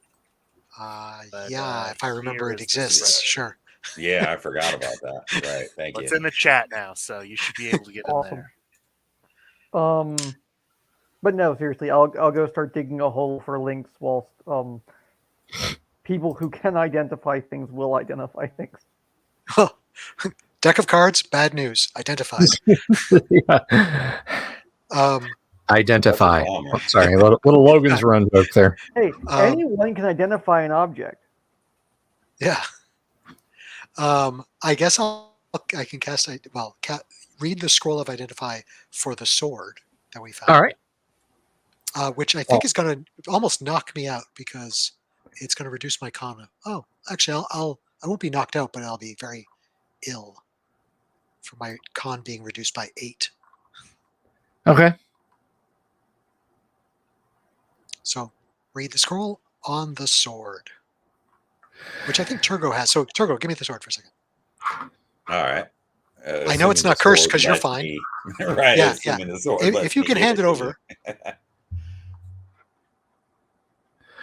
All right. So let's have a quick gander because I believe there is a lower cap that scrolls are assumed to have been created at, and I just want to make sure that I don't. I think it's 7th level of caster. Let's see.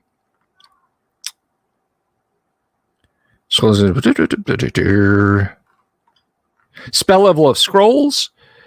1 level higher than runes. Okay.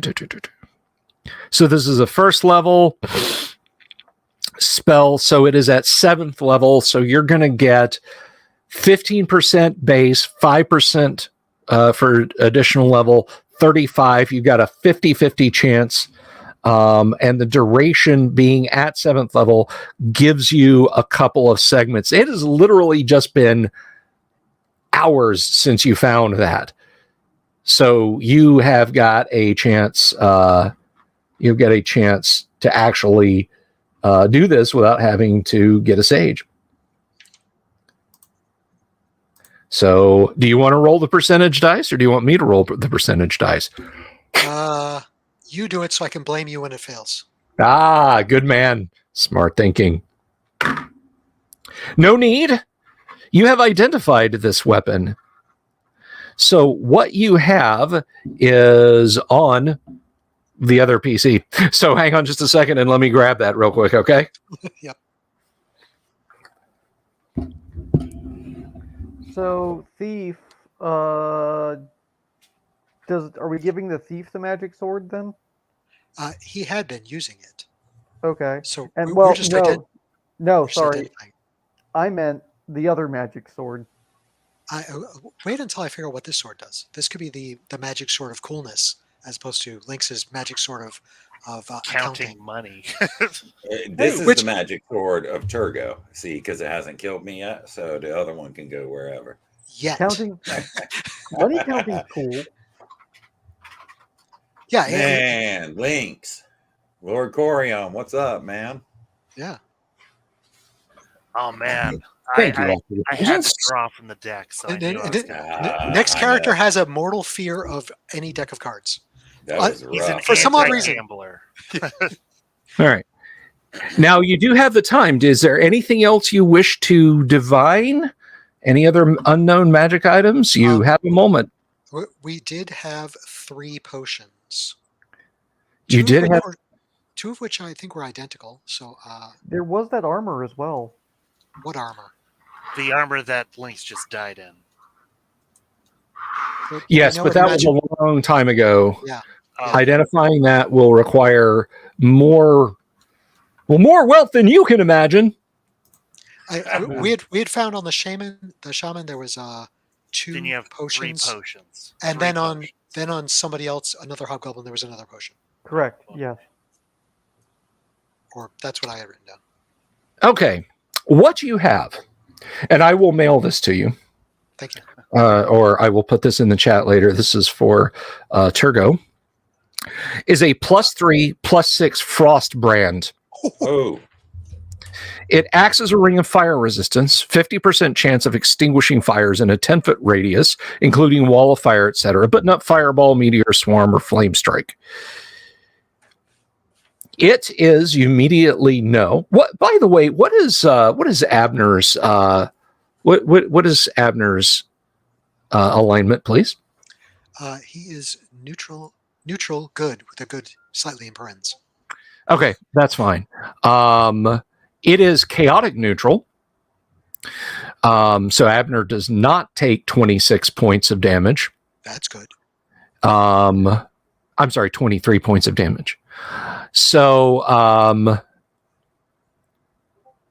yeah, there's other things too that it does that I did not have here in the notes, but I can look this up. Thank you, Damien. Damien got it. Viking Hat is prodding you there in the chat. 3d6 in order, choose a class, first level, buy starting gear, then hang around at the back of the fighters. XP trickle down effect. Hey, if that's how you want to roll, my friend, you do just that. Oh, he wants first level. Okay, I was gonna ask. It's you know what? It's up to you.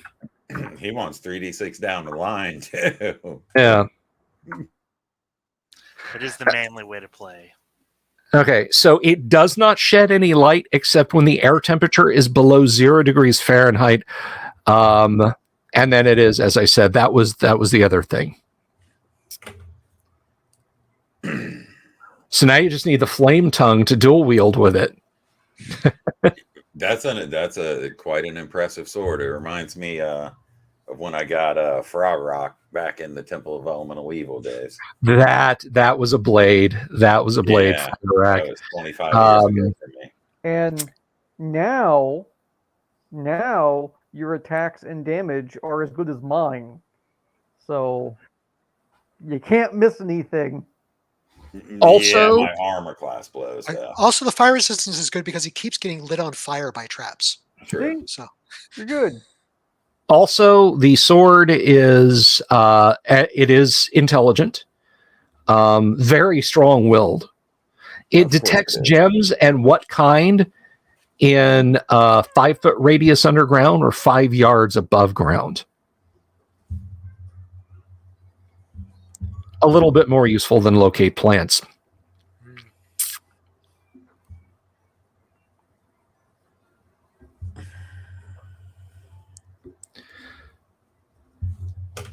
What are the potions, and how many can I identify? If you wish to use identify on the potions, I will say that if you do it quickly, you can get all 3. Awesome. I will do it. The first is a potion of healing. Convenient. The second is a potion of healing. Makes sense. There was 2 potions that were the same. All fits. Good dice rolls all the way around. The third is oil of etherealness. Good thing you didn't drink that. It'd go right through you. Yeah. You'd go right through it. It's become the potion of quantum uncertainty. Where is he? I haven't the faintest idea. It's Turgo, but yes, Torgo with a sword would be funny. The master wants me to roll 3d6 in order. I must roll 3d6 in order. No, Torgo, you can do 4d6 drop lowest. The master would not approve of 4d6 drop lowest. I know MST3K fans in the audience. All right. Okay, so you have an intelligent sword that is a frost brand. +3, +6. I'm sorry, +6, +3. No, I got it right. +3, +6. 3 + 6. Yep. Versus fire using dwelling creatures. So, as luck would have it, a group of 6 salamanders burst into the rooms and demands all your treasure. No, I'm just kidding. Yeah, Those that are would my really new suck. characters. Oh, are they?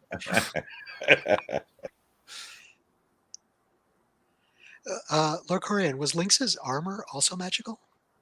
Or just Yes, he had and plate? we never got it identified. Oh, okay.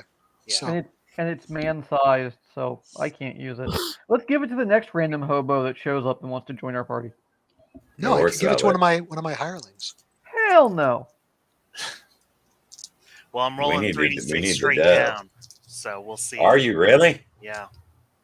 You That's Man, the I only didn't do true that way. great with 4d6. I want to hear this. I want you to call this off as you roll these for my the God. audience. This is great TV, folks. You don't want to miss this. All right. It's Well, I have to insanity. not throw the dice Corian, everywhere. by the way. Before you roll, can I have your sword? I don't have the authority to give that to you anymore. Damn Well, it. you can just walk over and step over the puddle of blood and pick it up. It's yours. Yeah, that's fair. I'll do that. All right. 6, 6, 3. So, Not bad. 15 strength. with the same Lynx had, so it's a fighter, clearly. Hey, there we go. 11, 6, 5, 3. So 14. Intelligence 14. Mm-hmm. 5, 4, 2. That's an 11. Yeah, we're Wisdom, waiting for yep. more. We're looking more and more fighter-ish here. 5, 2, 1. That's 8. There's the first meh roll. Dex 8. Kind of clumsy. Have a big old sack of meat. 6, 5, 2. All right, 13 for con. Constitution. 4, 6, 2. That's gonna be 12 for for charisma. Awesome. That's exceptional. Vincent. I He was took a expecting a lot worse. fighter, thief, or magic user. Viking Hat says Lynx died by drawing the Jack of Club. Well, it depends. It depends on when you think he died, but he was destroyed by a minor death when he drew from the deck of many things. The coroner ruled it death from greed. Mood. Killed by death. Yes.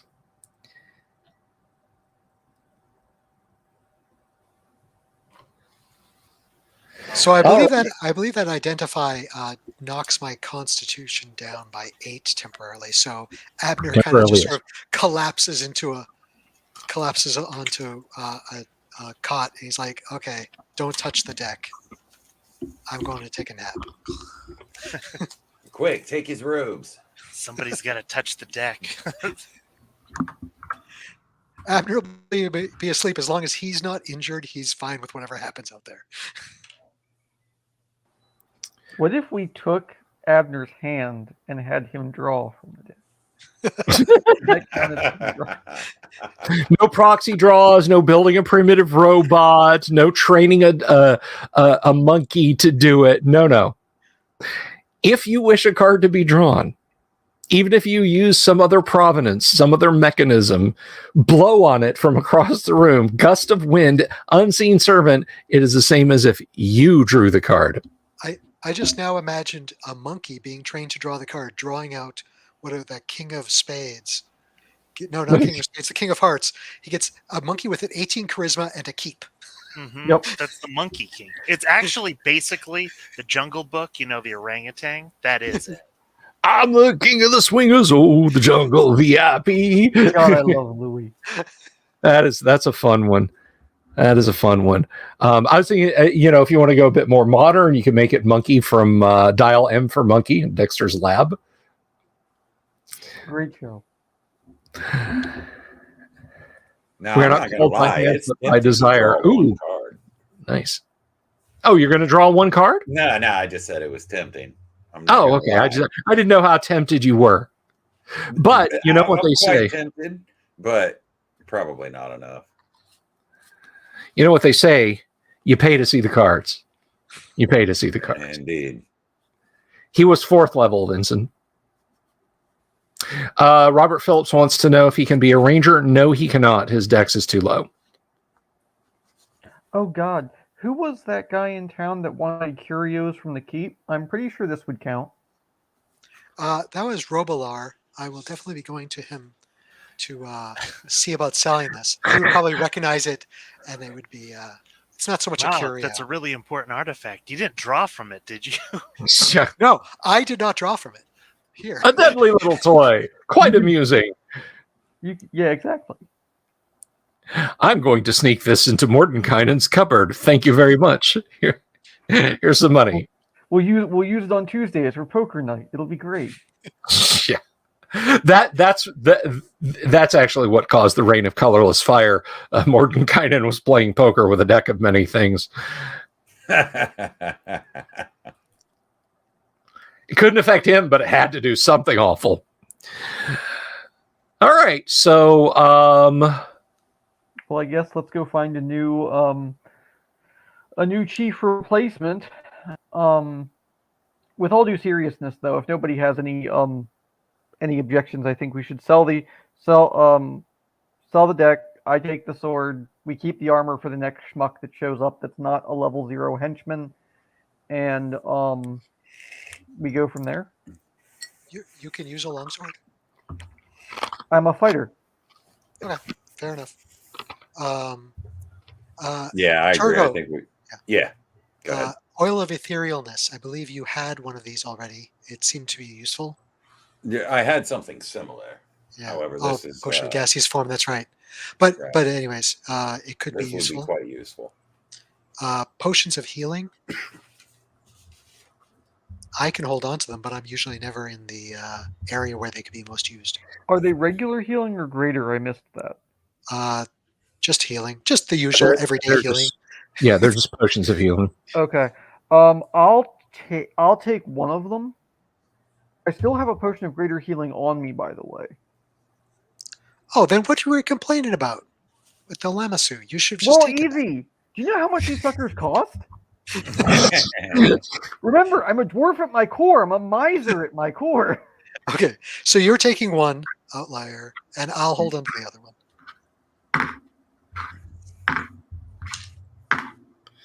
And we're gonna sell Corion's or Lynx's armor. I think we should save it for the next schmuck that shows up. That's not a 0 level henchman. Right. Like if somebody shows up with a fight, like say Lynx had the long lost brother or something like that. Yeah, at least with that one we middling can be like, scores. hey, here's your armor, right? And give Right. and give a token. Like I had to dig my husband up to get his greatsword. I don't want to have to like dig Lynx up to get his armor. You know what I mean? Yeah. Would Lynx's long lost brother be like Lanx or Sphinx? Well, I Should be think Jinx. Jinx. yeah, I think his brother's name is Cougar or Puma. What's a puma? It's So- not Maybe it's Puma. his hot. Right, Maybe it's his Jaguar. hot 50-year-old sister, and it is Cougar. I mean, you know. There's a lot of dice rolling going on over there. I'm worried. Oh no, you're fine. You're fine. The henchmen are drawing from the deck. Don't worry about it. Yeah. They're sitting there playing poker. You know. Yeah. Okay. Suddenly, Outlier feels compelled to serve one of the henchmen loyally. Oh God. Oh, by the way, apparently an 18 charisma gets me a plus 35% reaction adjustment and a plus 40 loyalty base. So That is correct. if we need me to keep track of the followers as far as like who actually quote unquote owns them, I can own up to 15 if that ever comes up to be a problem. If you want to take over them and you can figure out what you're going to do with Leo, feel free. I got my bodyguards. I'll take Leo and Nerm back. How about that? There's like 5 others of them or something. I mean, are they all the same as Leo and Nerm? Yeah, there's 0 level fighters, and Yeah, that's fine. That's fine. I'll just increase their number from 2 to 7 and go from there. Okay. yeah, as Abner is lying down to rest for the rest of the day, you kind of roll over and look to the right, and it occurs to you that if the 2 that you just rescued who are lying on a couple of straw ticks on one side weren't so completely traumatized, they probably would have been screaming in horror at what they were seeing. Completely forgot about those guys. Yeah. Yeah. Poor beans. All right. The evening passes uneventfully. All that dice rolling and nothing. Really? Not that I want know. really, I know. I'm so upset. I am so upset. Sometimes the wandering monsters do not show up. A family of bronze dragons shows up, tears off the lid. Who wants to hear a story? We would really like to sleep. No, you wouldn't. Here, have a deck. Check it out. Yeah, we should just go around town and handing people. Hey, wow. And then they were all chaotic, evil. Right. And Lynx had a regular shield, right? Yes, regular large shield. Awesome. I will take the large shield as well. So my armor class is now -1. A Vente shield.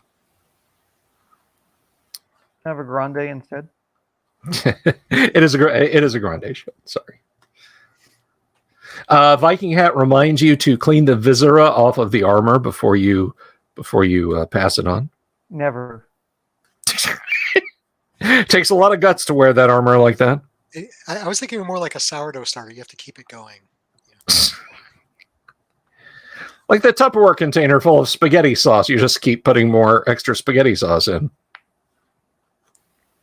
Just gotta make it smell good, as long as the miasma is not there.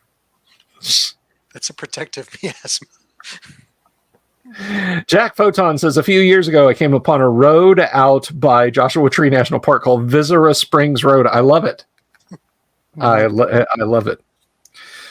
That's me. I've been swimming in Viscera. I love it.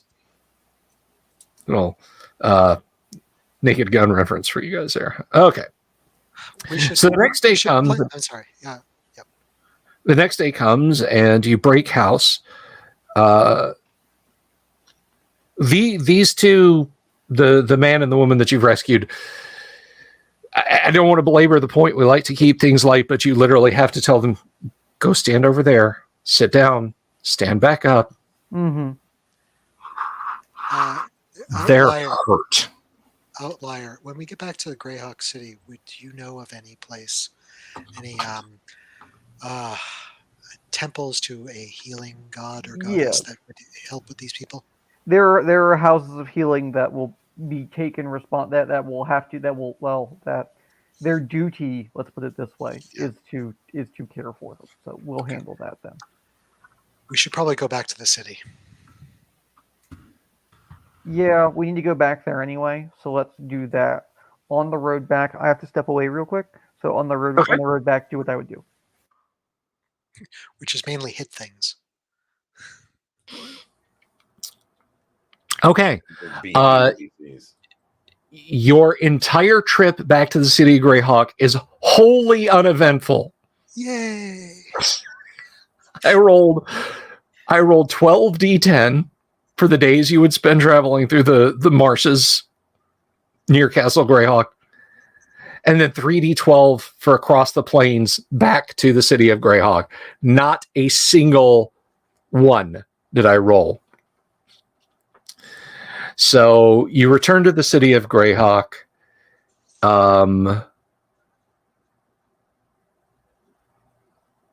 The two individuals, the people you rescued, yeah, it's as I said, tell them when to eat, tell them when to lay down, that sort of thing. Outlier perhaps knew a temple or could find a temple that would sort of take them and help them. Alrighty. So do I happen to have... I have really, I'm gonna break down. I'm not gonna do it right now, but I'm gonna get the I'm gonna get a good copy of the World of Greyhawk box set instead of the absolute jank one that I got back ages and ages ago, so I can better look up things. But we will say, for the sake of easy discussion, we will say that yes, you are able to find a temple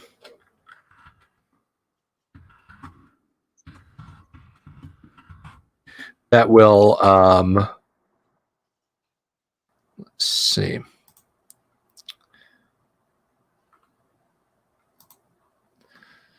that will be able to kind of take them in.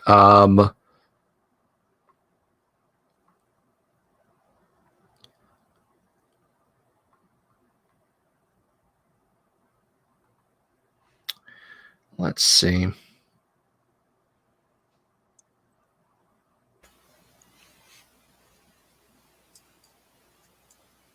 Would someone with no hand have 8 decks? Because I could play that guy with no hand. I don't. That'd be more like 4 decks. Yeah. I mean, if we were playing Morkborg, if you wanted to play like a constant, just like emotionally shattered, one-handed man going into dungeons, possibly. I was going to put a hook on the hand, though. Mount the sword to it. So it's like I've have a sword for it. Oh, sorry. I've had several of my players, like speaking as a DM, play with one-handed or one-foot characters, etc. It's a big thing that we roll for on character creation, believe it or not. Was it like But you play 1d4 and you Morkborg. lose one of those limbs? There's a 3 and 4 chance in the RPG system I use. There's about a 3 and 4 chance of being disabled upon character creation, and a 1 in 4 chance of it being some kind of extremity injury. So fingers, ears, eyes, hands, limbs, etc. And it's led to some really fun moments where like you can't, like as a fighter, you can't be disarmed. Because why? Well, I've literally locked my gauntlet around my sword, and it's not coming out of my hand until you rip off my arm. But it's also presented problems like crossing the swinging platforms in Yes. In the Funhouse dungeon or whatever, White Plume Mountain. That's a pain to do one-handed. So your best bet is probably the Urdian goddess of spring, Atroa, and yes, there is a temple for a small one here in the city. She is the goddess of perpetual renewal, the invigorating breath that awakens the world from its slumber.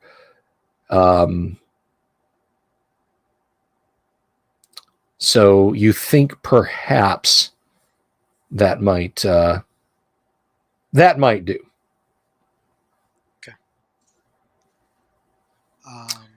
Now that we're in the city, perhaps Turgo, I think you had a relationship with jewelers and gemsmith type people. We have some Yeah, jewelries somewhat. for you to deal with. While Abner will go and see if he can contact Robilar. And I'll go and take the NPCs in. Yeah. All right. And meanwhile, maybe one of us will bump into some random person named Jeff Helland who looks like he's looking for some work. Yeah. He needs a hand in life. All right. So bored with your work. I mean, like you are. Let me see here. Let me get this. I lost my tab. There it is. Yes, formerly Lynx the Fighter. You are whatever your current character's name is. Jeff. Jeff. Yep, like Jeff, but Jeff. Jeff. Okay. TH. Jeff is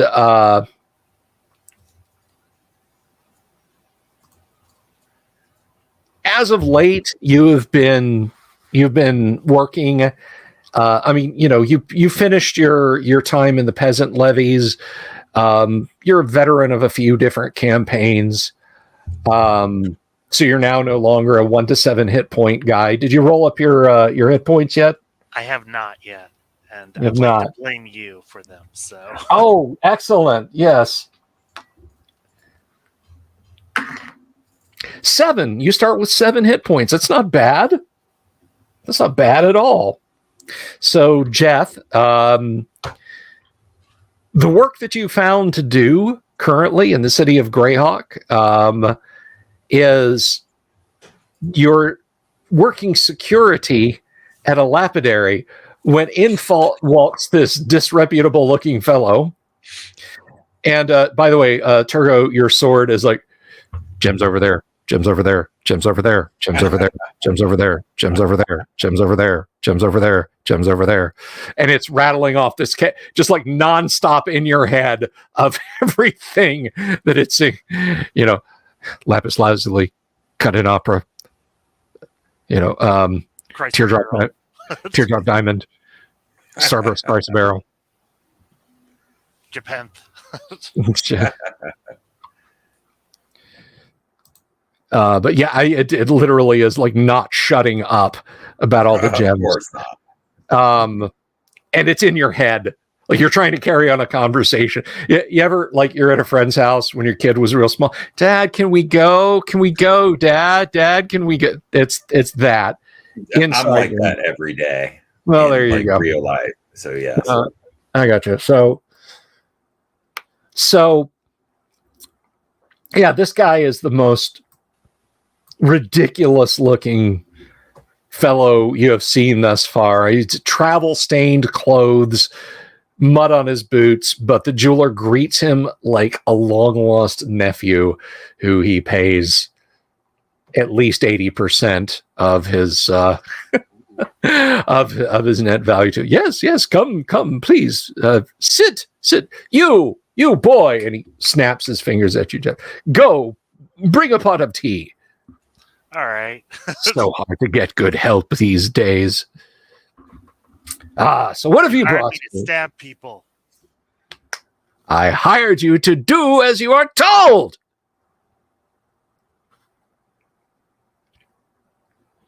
Great pillock. At any rate, yes. No, it's very emotional. It's just very quickly rattling everything off.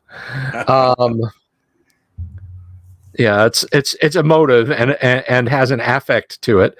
We're gonna steal those. We're gonna steal those. We're gonna steal those. We're gonna steal those. We're gonna steal those. We're gonna steal those. We're gonna steal those. What about The those? answer is yes to all. Okay, just be quiet. No, Okay. no. He has to sound like the seagulls from Finding Nemo. Mine. So what have you got for me, my friend? Show me what treasures you have brought. All right. Now, unfortunately, I don't know exactly what those are. Me personally, all we got was 6 jewelry. That's all the omniscient Yeah. told us last time. Yeah, that was Yes. it. right? Yeah, I've got that written down here. Okay, so 6 pieces of jewelry. They are. Speaking of Disney movies, I feel like what is the jewelry? I've got a jewelry, and it's a good one. Mulan there.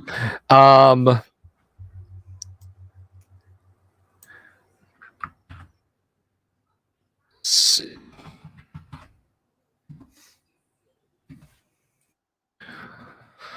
Alrighty, so let's see.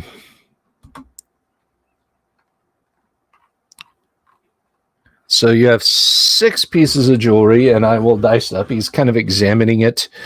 I always loved when dice was used as a verb. Yes, to dice things up and not refer to chopping it into little squares. Exactly. The first is a piece of wrought gold and silver. It is a heavy bracelet. Oh, nice. Make a note of that, please.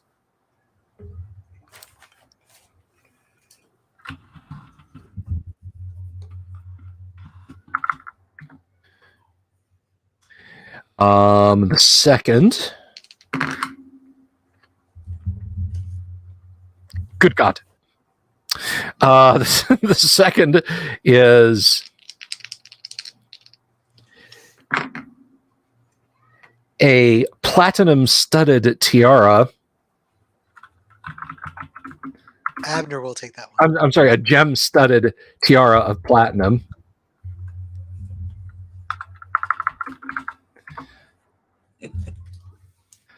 The third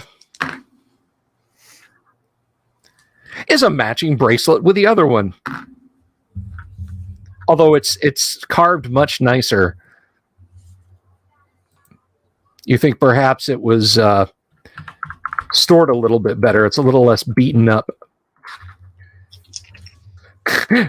Venger says, "Come on, ogre nipple ring." You think I would tell them if it was?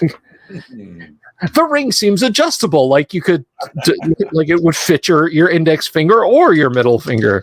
It's about the size of a man's neck. You find a mini platinum clamps.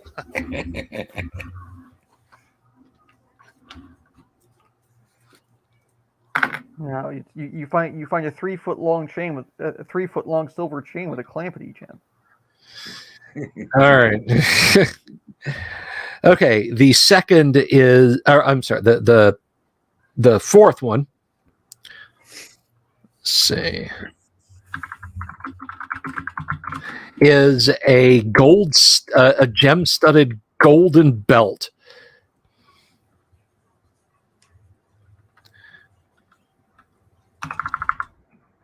Can't wait for Alrighty. Abner to try all this stuff on. It's gonna be great. Yeah, you're not trying that stuff on. We're going to sell it, and then you can try on the gold.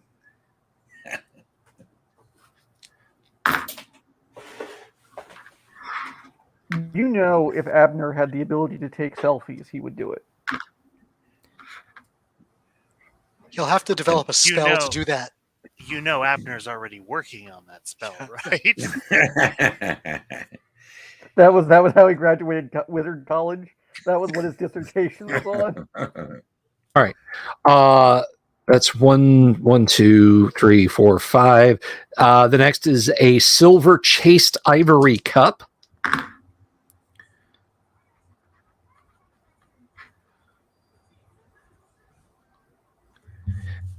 And the last piece is a rather convoluted affair that appears. It has a bracelet, but then it has chains that go to covers for each finger. But it is thoroughly ornamental, and it is wrought of gold. So.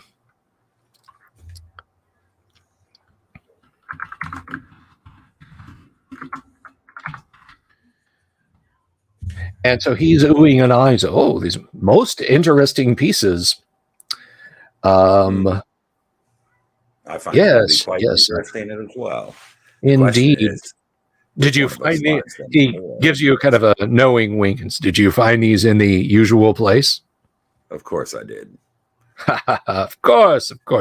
He kind of leans back and sort of glances over at your character and says, what are you looking at? Don't you have something to sweep? Anyway, where were we? I believe we were negotiating. Yes. Well, do you wish to sell the entire lot? Perhaps. Will you give me more for them as a set? Perhaps you should tell me the price of them each individually, and then we'll work on a together price.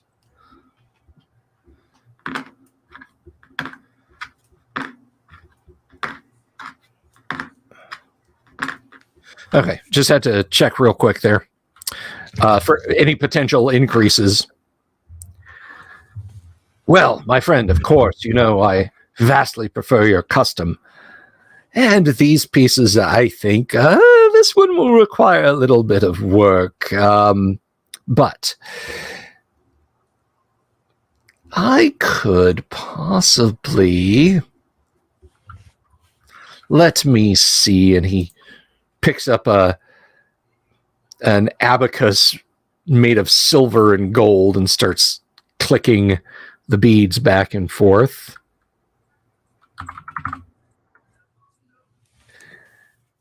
Objester says, I draw a line at the Beholder Teeth Grill. I think that perhaps...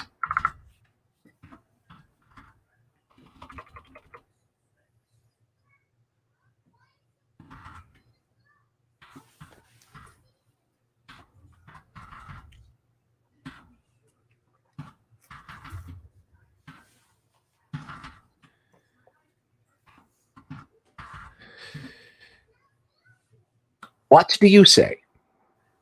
What do you say to 12,000 for the lot? 12,000 for the lot. 12,000 for the lot.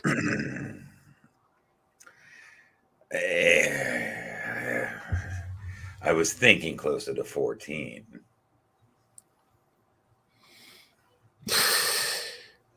We've had a good working relationship thus far, and unique pieces like this clearly are more common than the baubles, the fatuous, and the overdressed come into purchase.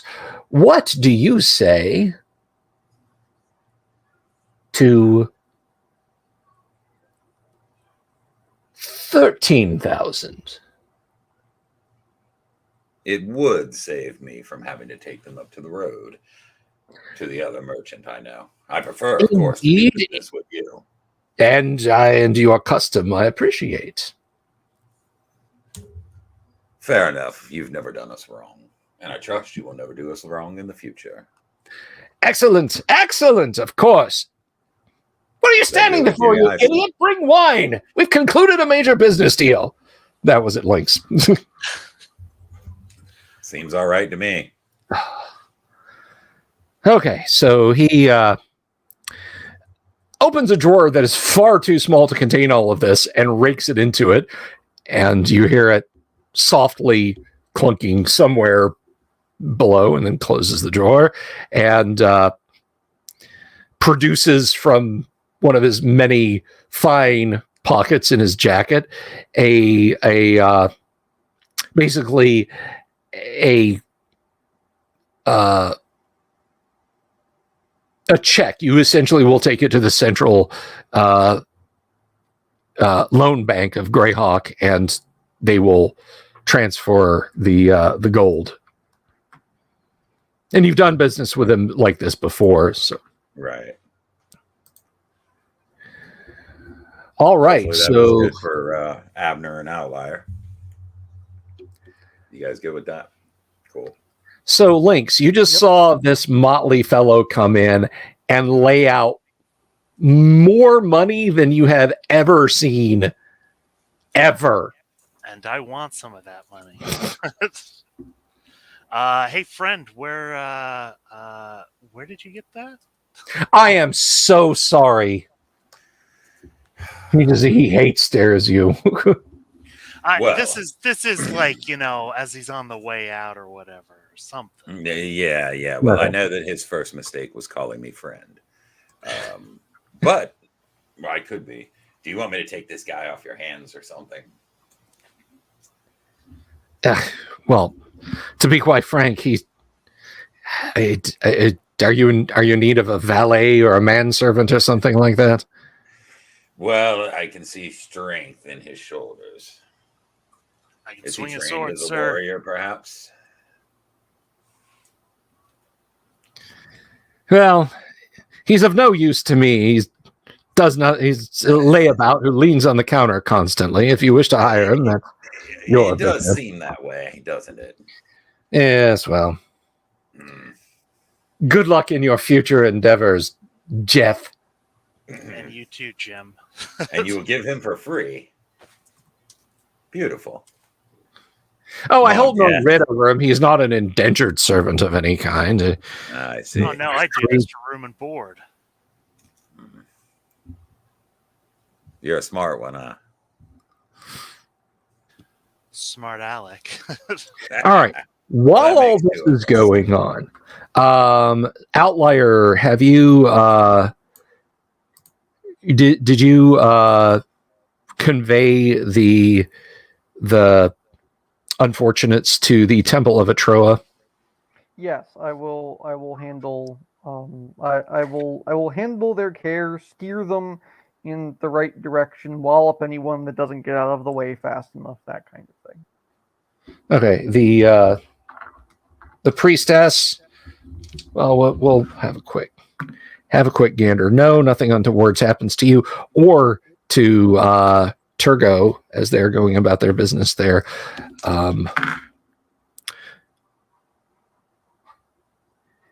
Yes, the priestess of Atroa bows deeply and says, 1,000 thanks. You have brought the injured to us. We will try and bring them to the light of spring and the warmth of the sun as best we can.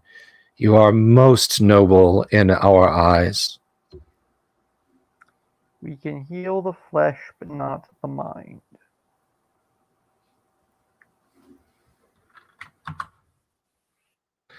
We can but hope. Corpora non sumus. Bill does not know what that means. So, Oh, we are not merely bodies. I see. Oh, Spiritus Mundi. E pluribus unum. I can quote Latin too. All right. Do you wish to? Is there anything else that you wish to converse with her? Absolutely not. I will. Okay. I will leave them to their care. Thank them for their service as they do what I cannot, and otherwise promptly turn around and march back off. Okay. I don't envy them their task.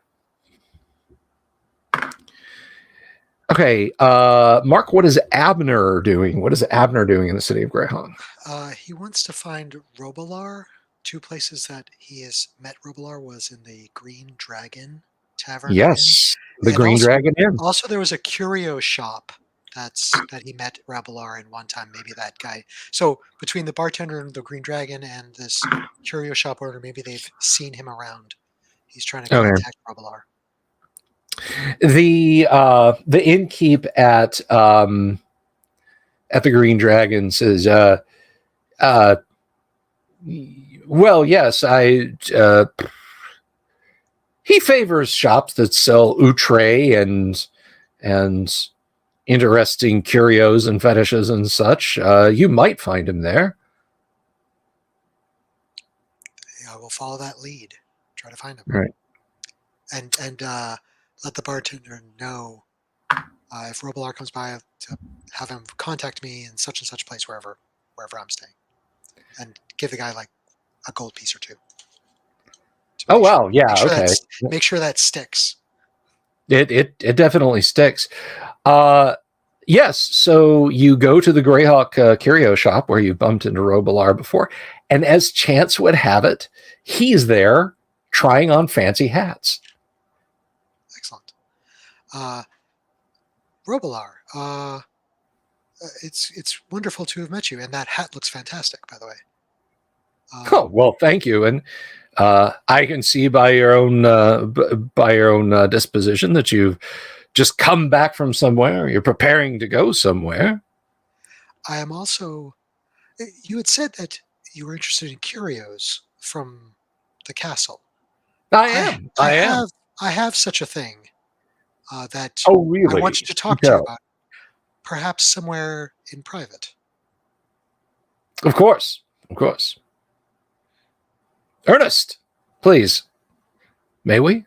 And the gray-bearded man with a slightly balding pate gestures you back. You go through a beaded curtain past a small cubicle. It is perhaps 5 feet on a side, and there are a number of books.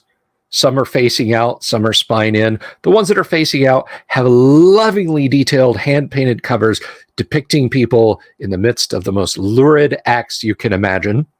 And he just keeps on walking, and you go through a door that opens into what appears to be a private room. Great. A secret dirty bookshop in the back of the curio shop. Fantastic. I love it. So once we're in private, door closed. Yes. Abner pulls out the deck, which is like wrapped up in a handkerchief.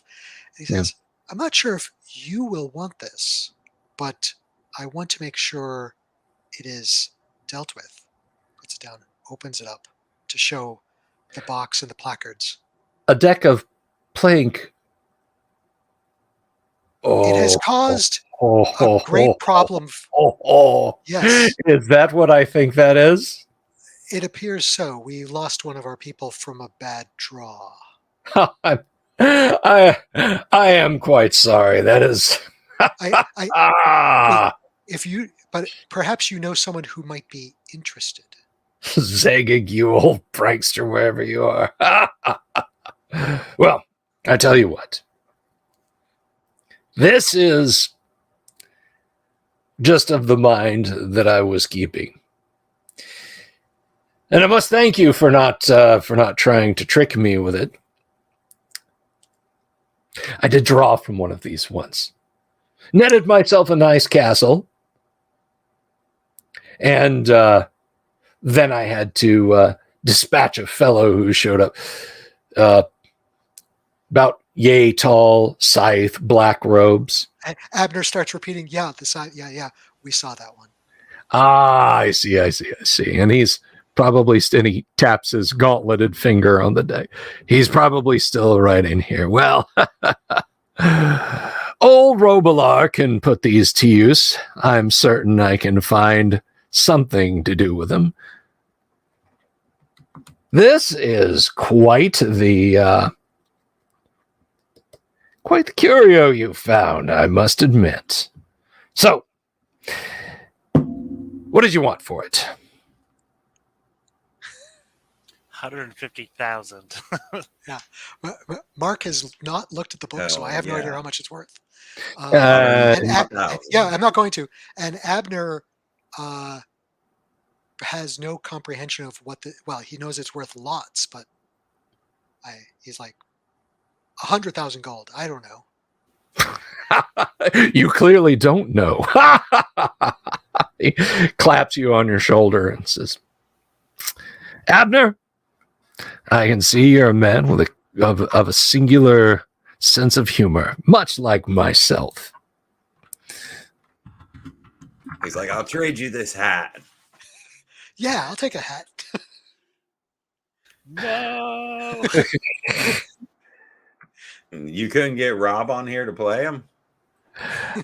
No, I doubt I could. Different time zones. He lives in France now. The poor fellow did attempt to move to Florida back, I guess, in like 2014. He moved over to Satellite Beach in September. Good job. He moved back to Wisconsin in the space of like 5 weeks. The heat was not his friend. But anyway, Robilar pats himself down and says, I wasn't planning on buying a magical deck of cards today, so let me see, what might old Robilar have on his person that could be of use to a young up-and-coming fellow such as yourself? Let's see, a hand of Vecna. He starts emptying his pockets. Wand of Resurrection. Yeah. Do you jokingly say the hand? No. Okay, all right. Yeah.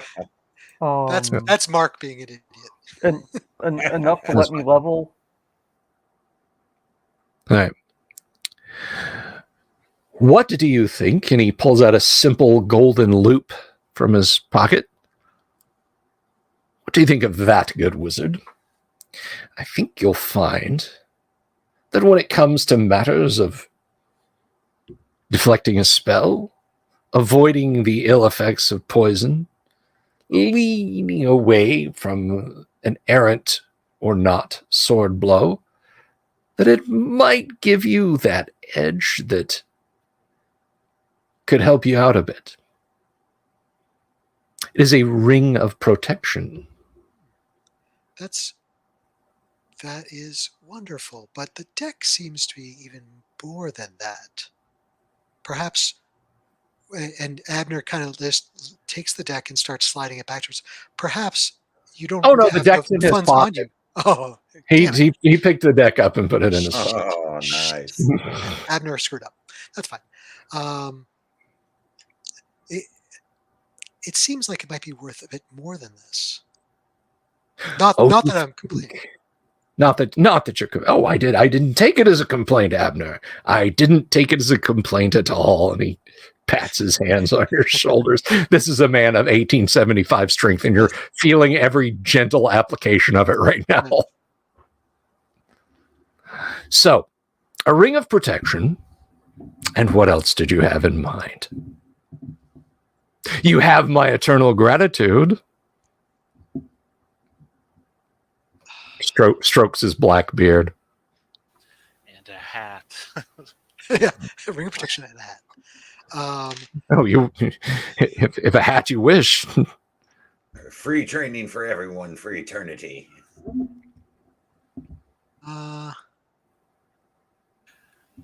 Access to his library so you can get some spells. That's what I was thinking. We just walked through it.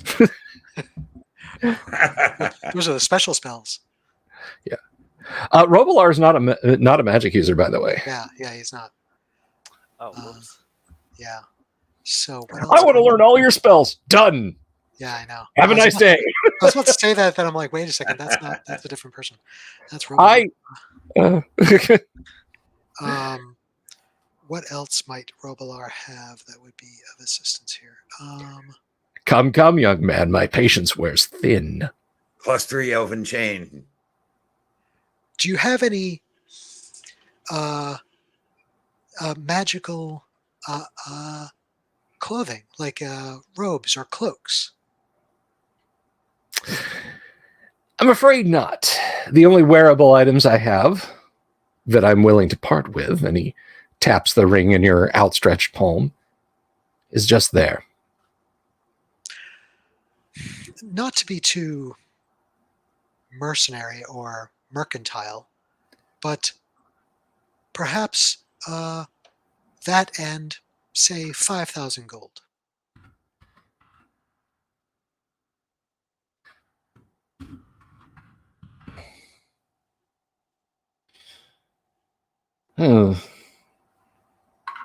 What's your charisma?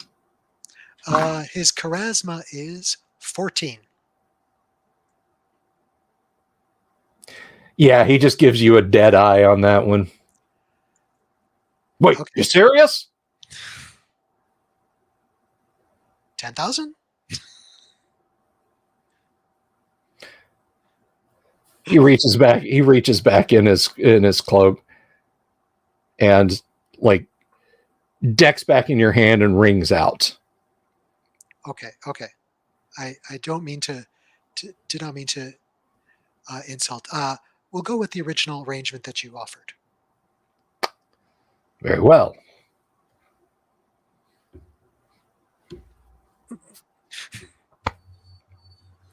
Do we still get the eternal gratitude?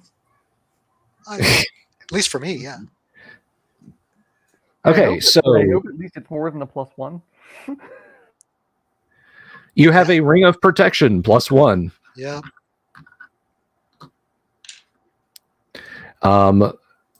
And let's see.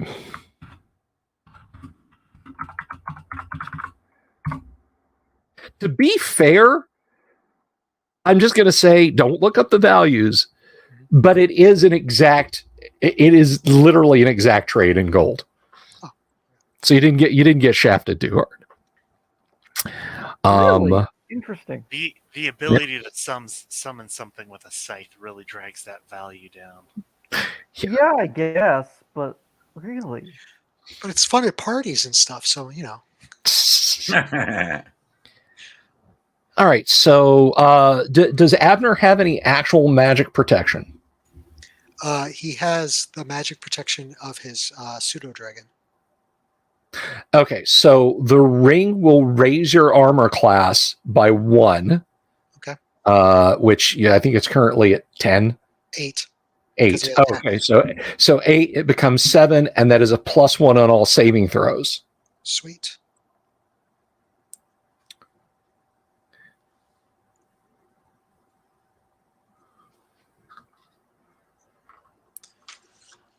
Excellent. So there you go. So you have met. I'm sorry. What's it's going to take me forever to get used to your new character's name. Oh, Jeff. Jeff. And you think I could remember that as we were making. We were talking about the Yeth Hound, YETH, okay, and having a lot of fun with that at when I was down at Gods and Monsters. Yeth. I could be Swedish. Yeah. Makes me think of the. I love the shopkeep in the first Frozen movie. Oh yeah. He was a D&D shopkeep, man. Let me tell you what. I was just singing that today. All right, so those whom you've saved, you have comported as best you can. You have sold the gems and jewelry. That is the XP for that will be split amongst the 3 of you if you split the shares evenly. I will give XP. Well, we've got a few more minutes. Let me tell you, for that Frost brand, because I know Doomsword's over there like, tell me how much it is, man. I need to know how much it is. So let's see. Turgo also has the oil of etherealness. Right. Okay. So the Frost brand. All right. Come on. Big money. 1,600 experience points you get from that. All right. The oil of etherealness is 600 XP. Thank The you. potions of healing are each 200 XP. So whoever has those. Outlier and Abner. Outlier and Abner. And how is the XP going to work for the deck versus ring? It doesn't. The deck has no XP value. The ring was given. Okay. So, I mean, you have a ring plus one. Yeah. I can't complain about that. I just wanted to. Okay. I think that's all of the magic items. Next week, we'll go through and if anyone needs to train, we'll do it at that time. And I will give you guys your monster XP because you slew A bunch. yeah, I'll have to go back and consult my notes, but you guys slew, a giant ape and easily a couple of dozen hobgoblins,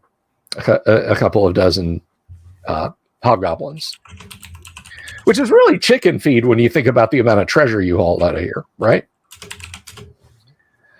All right, well, that is going to do it, folks, and thank you, everyone, for tuning in tonight. Thank you to my players. Thank you to our audience.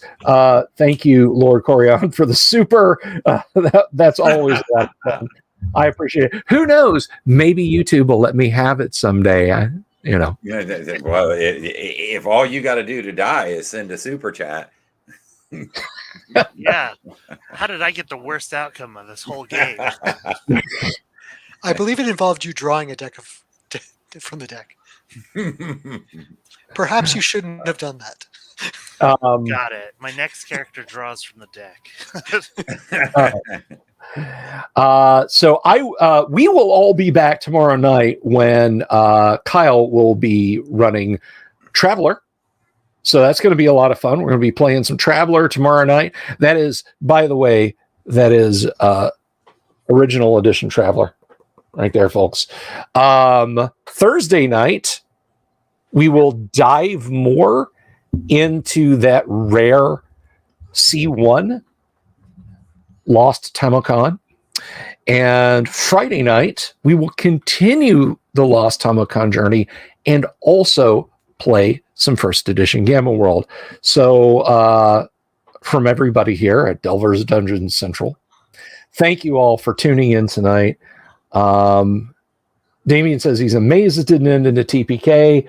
Bob Jester, I'm glad you got to see some of it too. Thank you, Wave of Mutilation. Ian, achieving Hobgoblin BF status worth any XP.